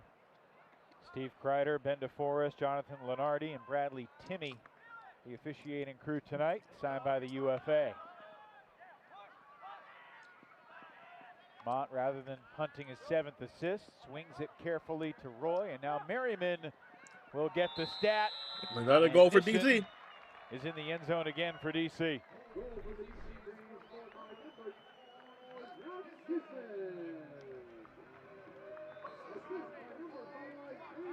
I mean, if you're this Apex team that's been grinding all night and DC decides to be super patient in the red zone and work you out and move you from sideline to sideline, even if you're coming from elevation to sea level, you're still going to be sucking wind at the end of that point. And great job by the Breeze offense. And as someone who has lived in Colorado and lived elsewhere and played Frisbee elsewhere, yeah, you know, we talk about the transition going from sea level to elevation and how it impacts the disc and how it impacts your lungs. Sure. Is there a similar difference going from elevation coming to sea level? I mean, the biggest thing in my experience is not necessarily noticing that you've got more stamina or more lung capacity. Ferris launching deep, and it's nicely read by Knopp. And there's a foul called on the catch, so Knopp will take it to the goal line. Just to complete the thought, the biggest difference in my experience is adjusting to and calibrating how the disc flies differently at sea level after you've spent all your time practicing at elevation. Those deep throws are going to kind of Colorado's trying to still keep it close than they would. They aren't going to hold their shape and their edge even in shorter distances the same way that they would at elevation. And a nice little moment of celebration there for the Apex as Learned scores and appeals to the crowd to bring some energy. 21-12 with 2:10 to go in the third as we throw it down to Tyler. Yeah, guys, so when Xavier Maxtat was an assistant coach under Lauren Boyle, he was a time management coach. Of course, Will and I would always joke about how he was the timeout coach because he's the guy running up and down the sideline to call timeouts. But he also really focuses on end-of-quarter situations. Now that he is the head coach, that is one of the big focuses this season. So, Ian, I want you to pull out your grade book right now. I have some stats for you. Uh-oh. The final team to score in quarters, there have been 15 so far, including the overtime in New York. DC has been the team to score the final goal 7 times. Opponents have scored 8. But in the final minute of play, including tonight, the Breeze have outscored opponents 13-9. So, is that good enough to go to championship weekend, guys? Yeah, I'd say that's on the right path. I'd give that an A- right now. It's still early. DC moving to midfield. More room to pad the margin. 1:38 left to go in the third quarter. Wodach flips it casually. Oh. Boxley feels the pressure, but makes the play with a smile on his face. 22-12. Lead back up to 10. Jay Frood was hunted from the backside, and I think that's close, is what Boxley said.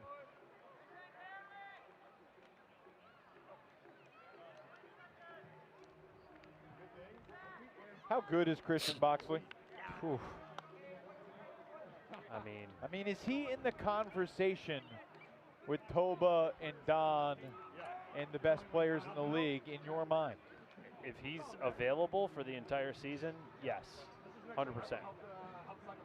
I did look at his numbers from last week.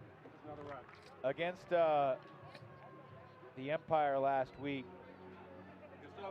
he just, like, he had, I think, 7 scores, a block, didn't turn it over. Like, really big time numbers, and I felt he had a quiet game. Like, I felt I still wanted to see him do more. I think it's because whenever he gets a chance to make a play, he almost always makes it. And the respect that he commands from defensive game planning. Easy. Quick score for Colorado. Easy, quick score for Don't wanna Colorado. talk over the action there. The respect he commands from defensive game planning, from, you know, who's going to draw his matchup or who's going to have to help off and be aware of him. I think that's one aspect of it. I think the other part of it is this man always knows how to keep moving with his legs.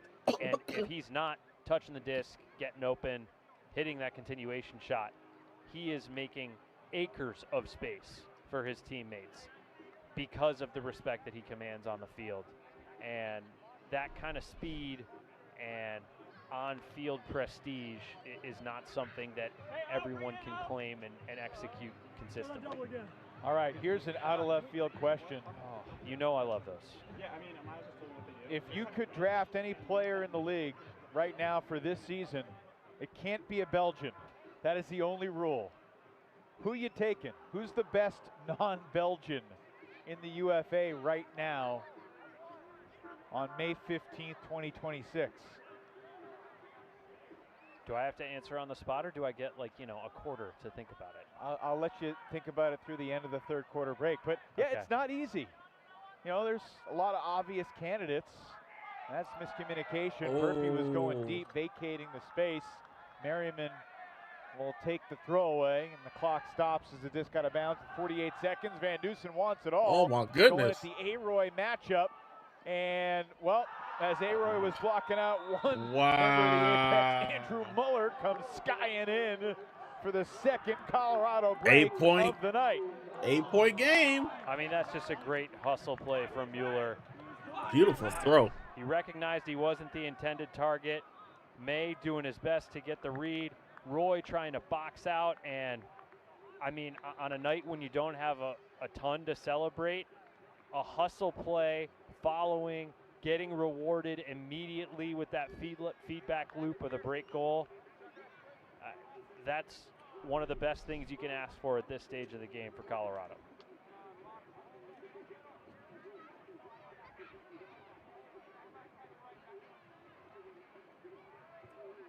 The assist for Van Dusen, and he will throw the pull intentionally short this time, bouncing it into the Breeze bench area. Double team set.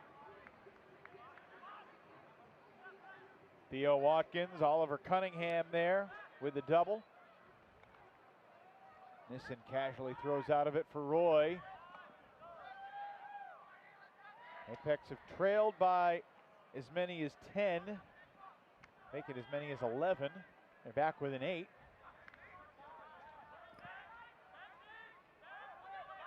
Boxley avoids the contact and throws the score to And Miles DC Strovic, regaining whose big another night for the point. Breeze continues.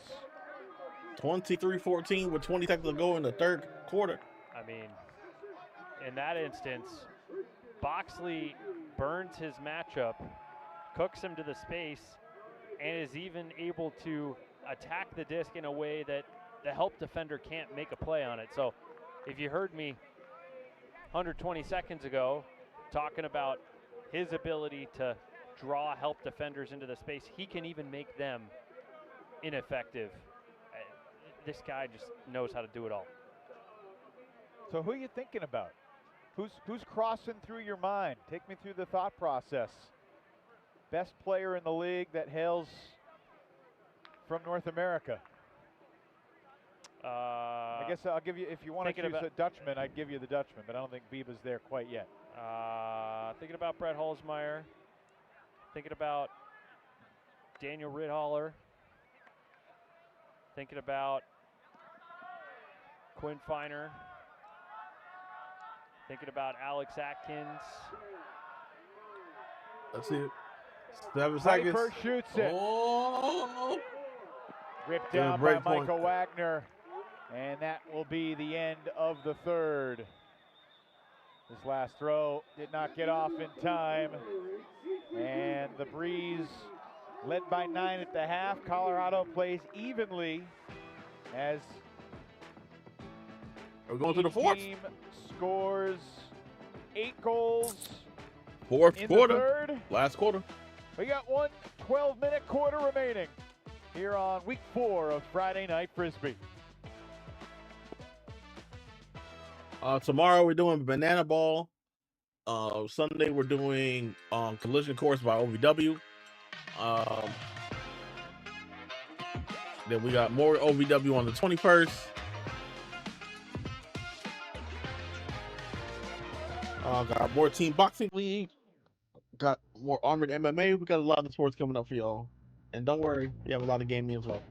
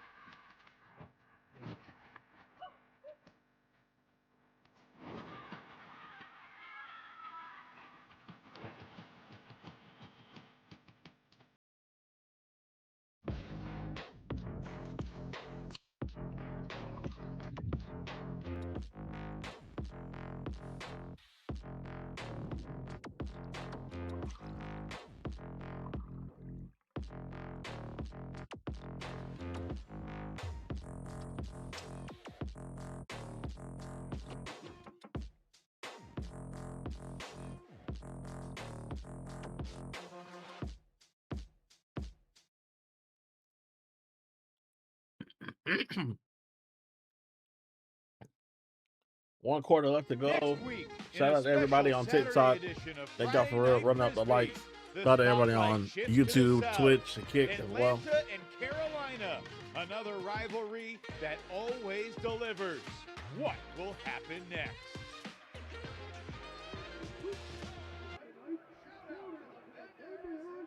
Well, before we get to Saturday the 23rd, tomorrow on Saturday the 16th, Carolina plays in Atlanta.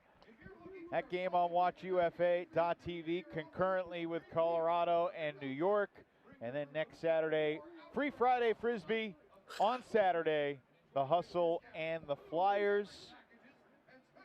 Already 2 losses for Atlanta, Ian. The Flyers are a crisp 3-0 with 1 excellent road win at San Diego mixed in. No question the Hustle have had the tougher early schedule. What are you expecting in the 2026 edition of that South Division rivalry? Atlanta won 3 out of 4 last year and kept Carolina out of the playoffs for the first time. Look, both of these teams are capable of dunking on each other and pushing each other to the absolute limit. It's going to come down to availability on a given week and who can adjust between matchups the best. I think anyone would be foolish to call either one a clear-cut definitive favorite at this point. And I still got to answer your other question, and of course, other names that I'm thinking about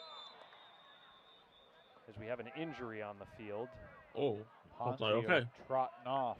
Other names I'm thinking about for the potential first overall pick, you know, Alan Laviolette, Jacob Fairfax. Boxley in the conversation? Yeah, of course Boxley's in the conversation. Whenever we ask these questions, I just need so much more information. Like, is this just one season, just one game? Am I trying to build a dynasty for years to come and have to sign him to a 3 or 5 year deal. You know, there's a lot of other things. I think I'm thinking DC about on the move to one shot game score or 1 year. again. And does. Boxley showing his stuff, extending the DC lead a minute into the fourth. And I'm not sure, I mean, you mentioned Alex Atkins, but Jack Williams, John Randolph, the end of Sunday's game notwithstanding, I think both of them have to be mentioned. I absolutely.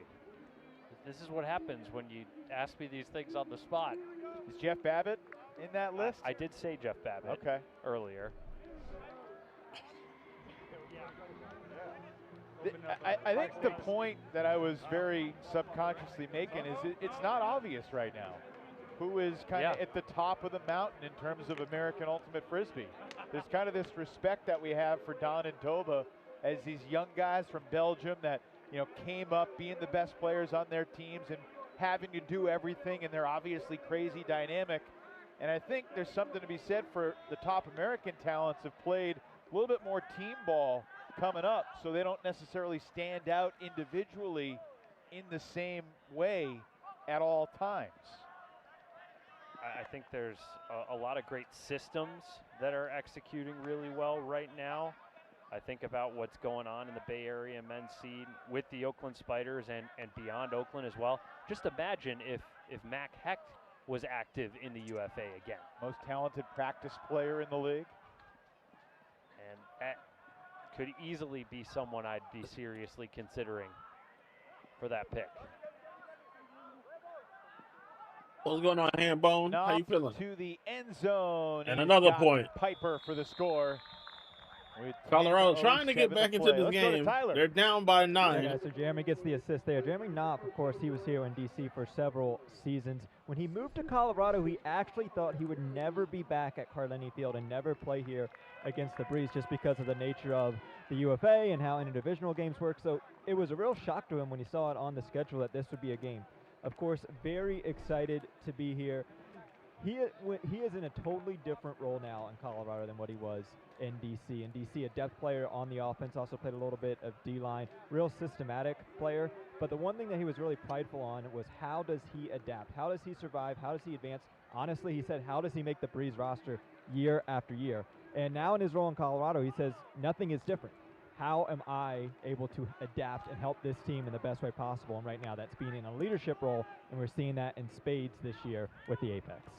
Yeah, he was a really reliable role player for this DC team, the early portions of this decade. Remember, Darryl Stanley just had a lot of trust in him and put him in high leverage positions alongside Johnny Malks and Roland McDonald in the backfield.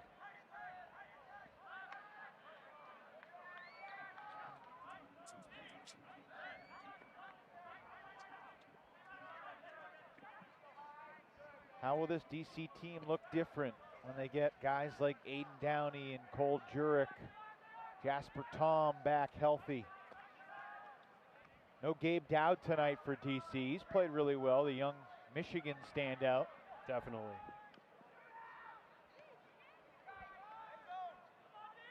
Nine minutes left to go. The old mainstay, Jeff Another line for DC. Picks up the assist to Theo Shapinski. 25-15 with 9:03 to play.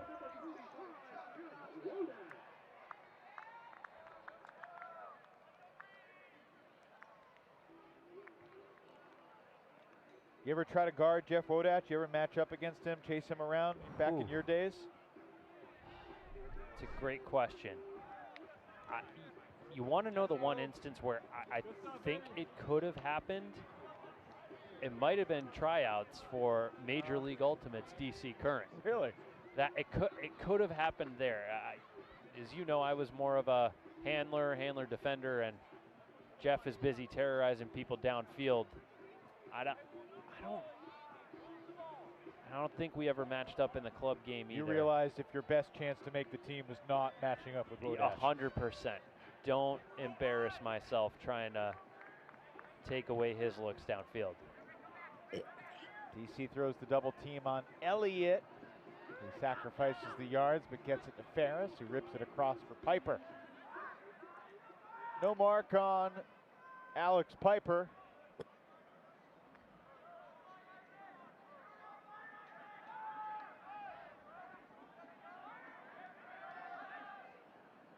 Elliott with a nice throw to the middle of the field for Frood. Jay broke in with the Madison Radicals, then went down to Dallas, where he helped take the Roughnecks franchise championship weekend a couple of times. Had some huge statistical seasons. Definitely could have been an MVP. What? Piper dropped Oh, he it dropped in the end it! zone. Yikes. Dang, tough break. I remember when the UFA had its first All-Star game. Team KPS versus Team Rowan. This could be a Callahan, but McCutcheon takes care of it. Jay Frood was the first All-Star selected in the draft that Rowan and Kevin Pettit-Scantling had, selecting the All-Stars one by one. Jay was the very first pick. And if I remember correctly, you know, Bo Kittredge was still playing that. Yes, he was. That's pretty high praise. If you're looking for a really fun game to go back and watch, that All-Star game. 2018, right? No. That could be right. I think that's right. It was at Bree Stevens Field, right. which will be the site of championship weekend.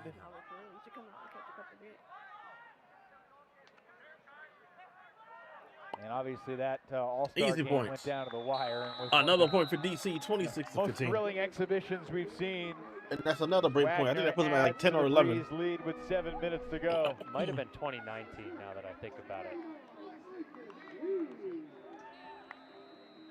The crazy thing is I was wearing the shirt from that All-Star game earlier today. I was 2019. Yeah.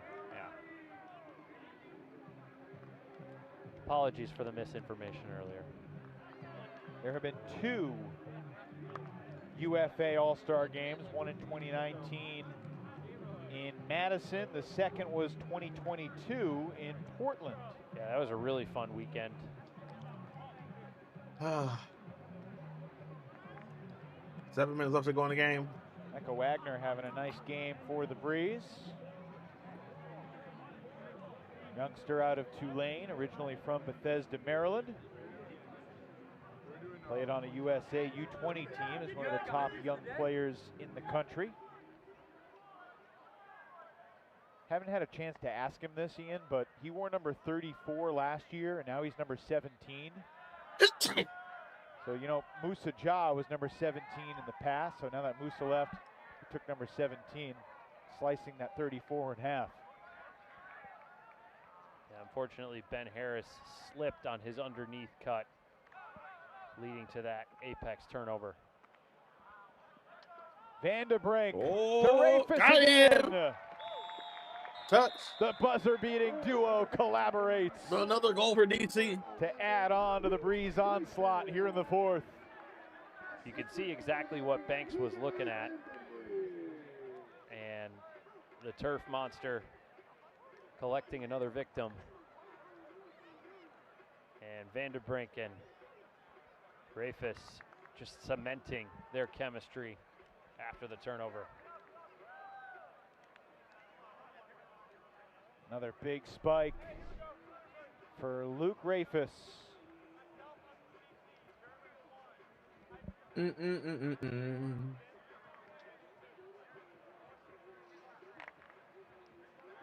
DC with 27 goals now and just 7 turnovers. How's that for efficiency? Reminds me of Carolina's effort against San Diego on April 24th. Not identical numbers, but once again, we're looking at near franchise low turnover numbers. Koala. The all-time low for the Breeze in terms of fewest turnovers in a game is 7. They've tied it right now. A few times in history they've had 7 turns in a game, and well, chance for the Breeze D-line to tack on another break right here.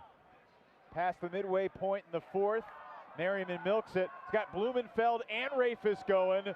Rafis elevates and flips it into the end zone for Blumenfeld. Dang. Took right out of his hand. DC's night.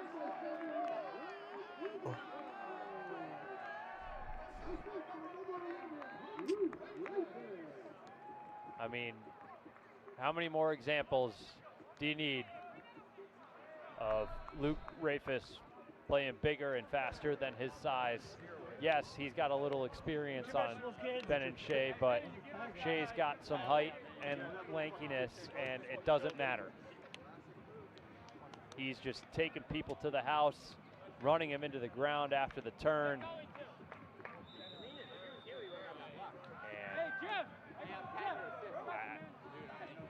It's hard to say what exactly the Apex can do aside from dial things in and stop. DC up 28 to 15, 13-point lead, 5:38 to go. Yeah, this seems like this is all in the books, wrapped up for DC. Small positive to build on heading into tomorrow night. You need something to rally around. I liked the momentum shift at the end of the third quarter with Mueller making that hustle play to pull in the deep ball that was intended for May, but since then the celebratory moments have been a little harder to come by.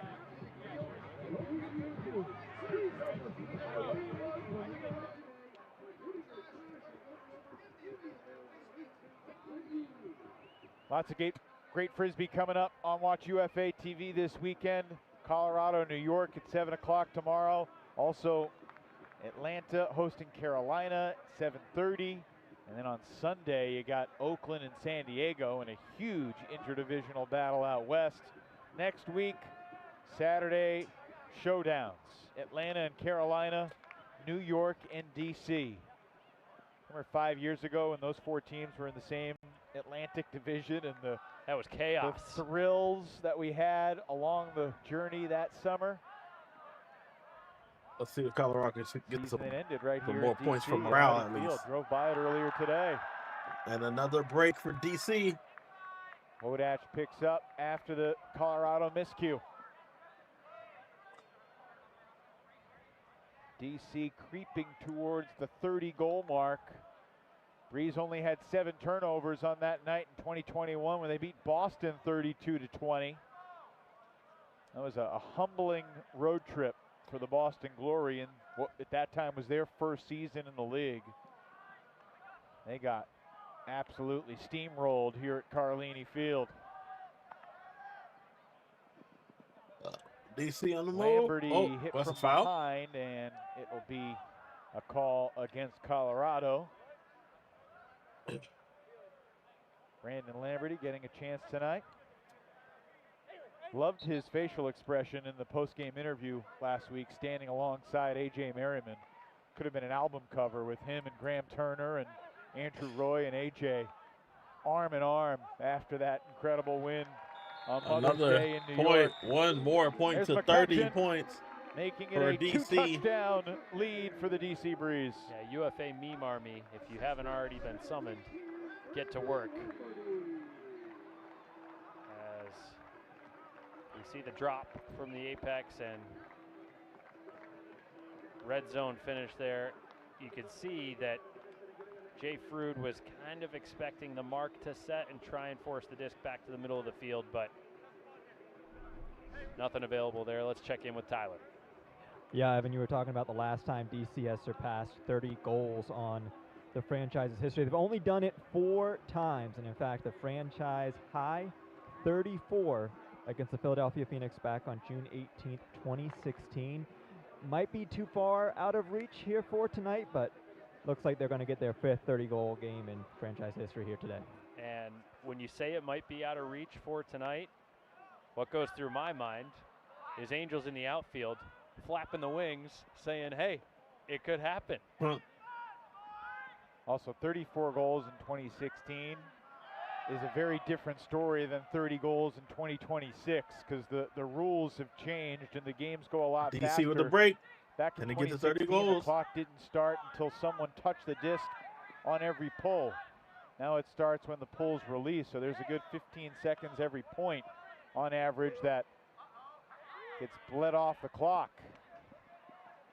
There's 30. 30 points for DC. DC doubling up Colorado. They've scored the last 6 here in the fourth.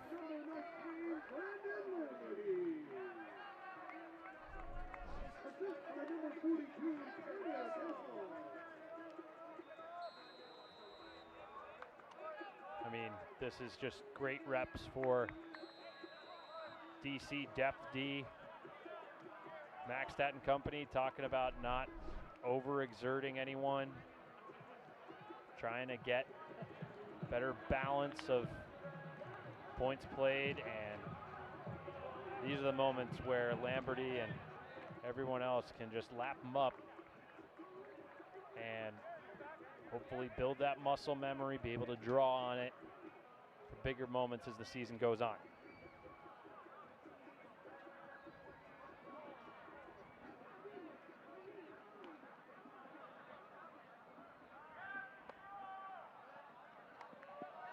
On the same night, and Van Dusen came into this game worried a Time little out. bit about that Achilles. Hopefully he didn't just aggravate it. Injury timeout. Scratched, as Ian mentioned, about 20 minutes before the game last week against Salt Lake.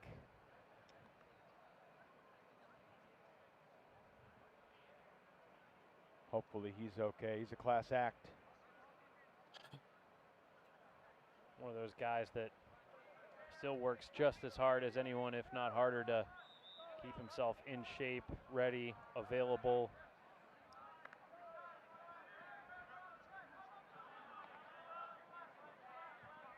Learned. 15-point lead by DC. It's been all breeze tonight over the Apex. We're under 3 minutes. And Colorado's trying to get some May. extra points. And he's Got it. Grovic with a little appreciative nod as if to say, all right, nice grab. Smile on the face of assistant coach Jace Dean. Working with the D-line. Appreciates the hustle. There's Jace. Yes, Tim. Nice look there from Learned, putting it in a spot where it was exceedingly difficult for Grovic to make a play.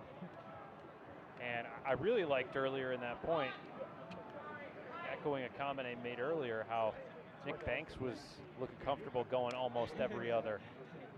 And just looking the part, marshaling that group. 30-16 DC. There are 2 minutes, 49 seconds left to go in the game. And moments where you see the potential of this Apex squad and how these guys can fit in and how they can be impactful and what they can grow into. Right now, the challenge is it's primarily consistency. And yes, DC's played a great game. They're a phenomenal opponent. They've had some great defensive execution, but you got to be honest in saying that Colorado's been its own worst enemy at some points tonight too. Absolutely. DC Getting close to trying the final 2 dodge minutes that of the game. Turnover and match the franchise best performance when it comes to possession preservation here tonight. And with nowhere to go and not wanting to turn it over, Sean Mott burns the timeout with 2:06 remaining.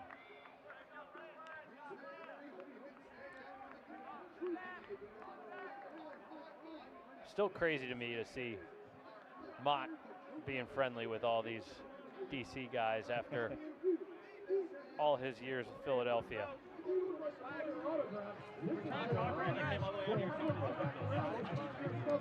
Don't walk to the front. You want ball? Sure, yeah. We'll get sure, Mott at the front. Here we go. Easy. Let's do it. Cleano. Spacing between the front two and the back three. 1, 2, 1, 2. Oh. Hey, be ready to fill on doubles. Yep. So Mott called the timeout. Jock's going to pick up. Said he did want the ball, and Roy wants that spacing discipline. It's interesting watching that huddle and thinking any one of those guys in the huddle could be the person to speak up. Sure. And on different teams in their past, they have been that person.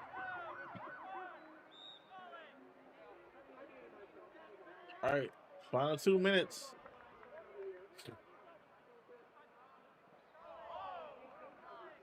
We are under 2 minutes. DC jumped out 2-0 and led 5-1 and have been in control throughout. Oh. And Sean Mott with Touchdown. his 7th Another assist. goal. 31 for DC.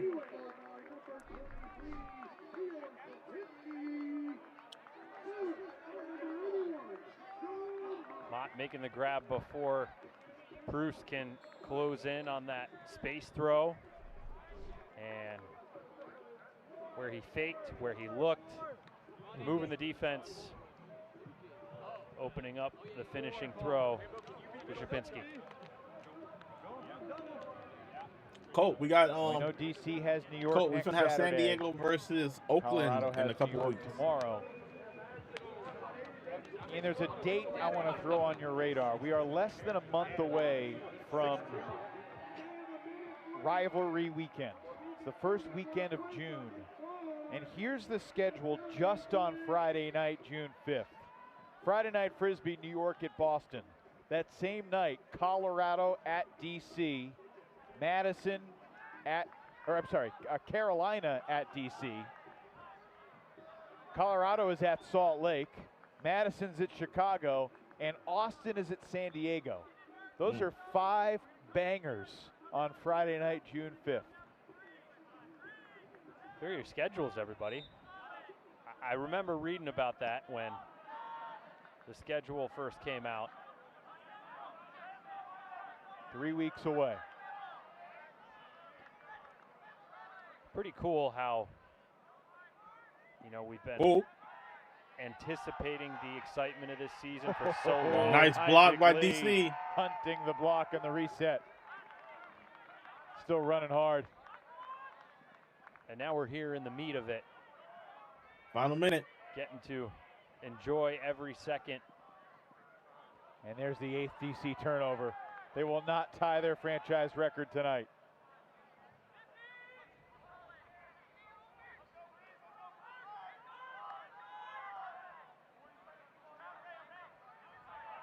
Final minute of regulation. And Merriman adds to his block total. Another one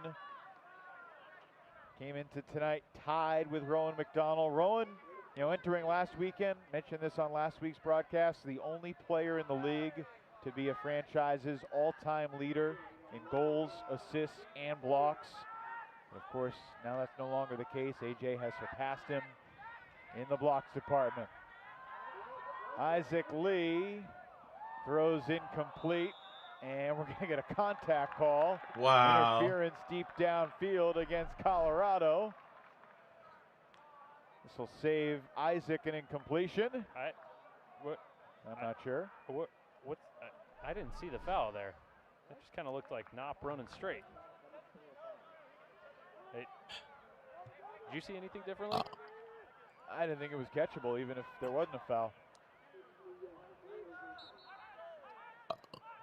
Final seconds, and Merriman gives DC the 16-goal lead.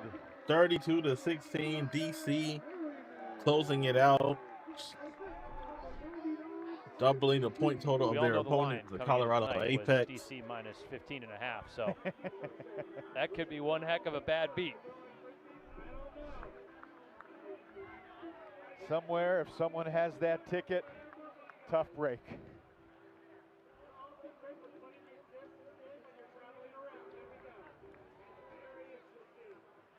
What are you expecting next Saturday? Now remember, DC is going to be without their guys, as will New York, who are competing at college nationals. So no Miles Grovic, no Isaac Lee. It's so tough to hypothesize and speculate without seeing what the rosters and the availability are going to be. I think there's no doubt that New York is going to be out to say, hey, that was a fluke.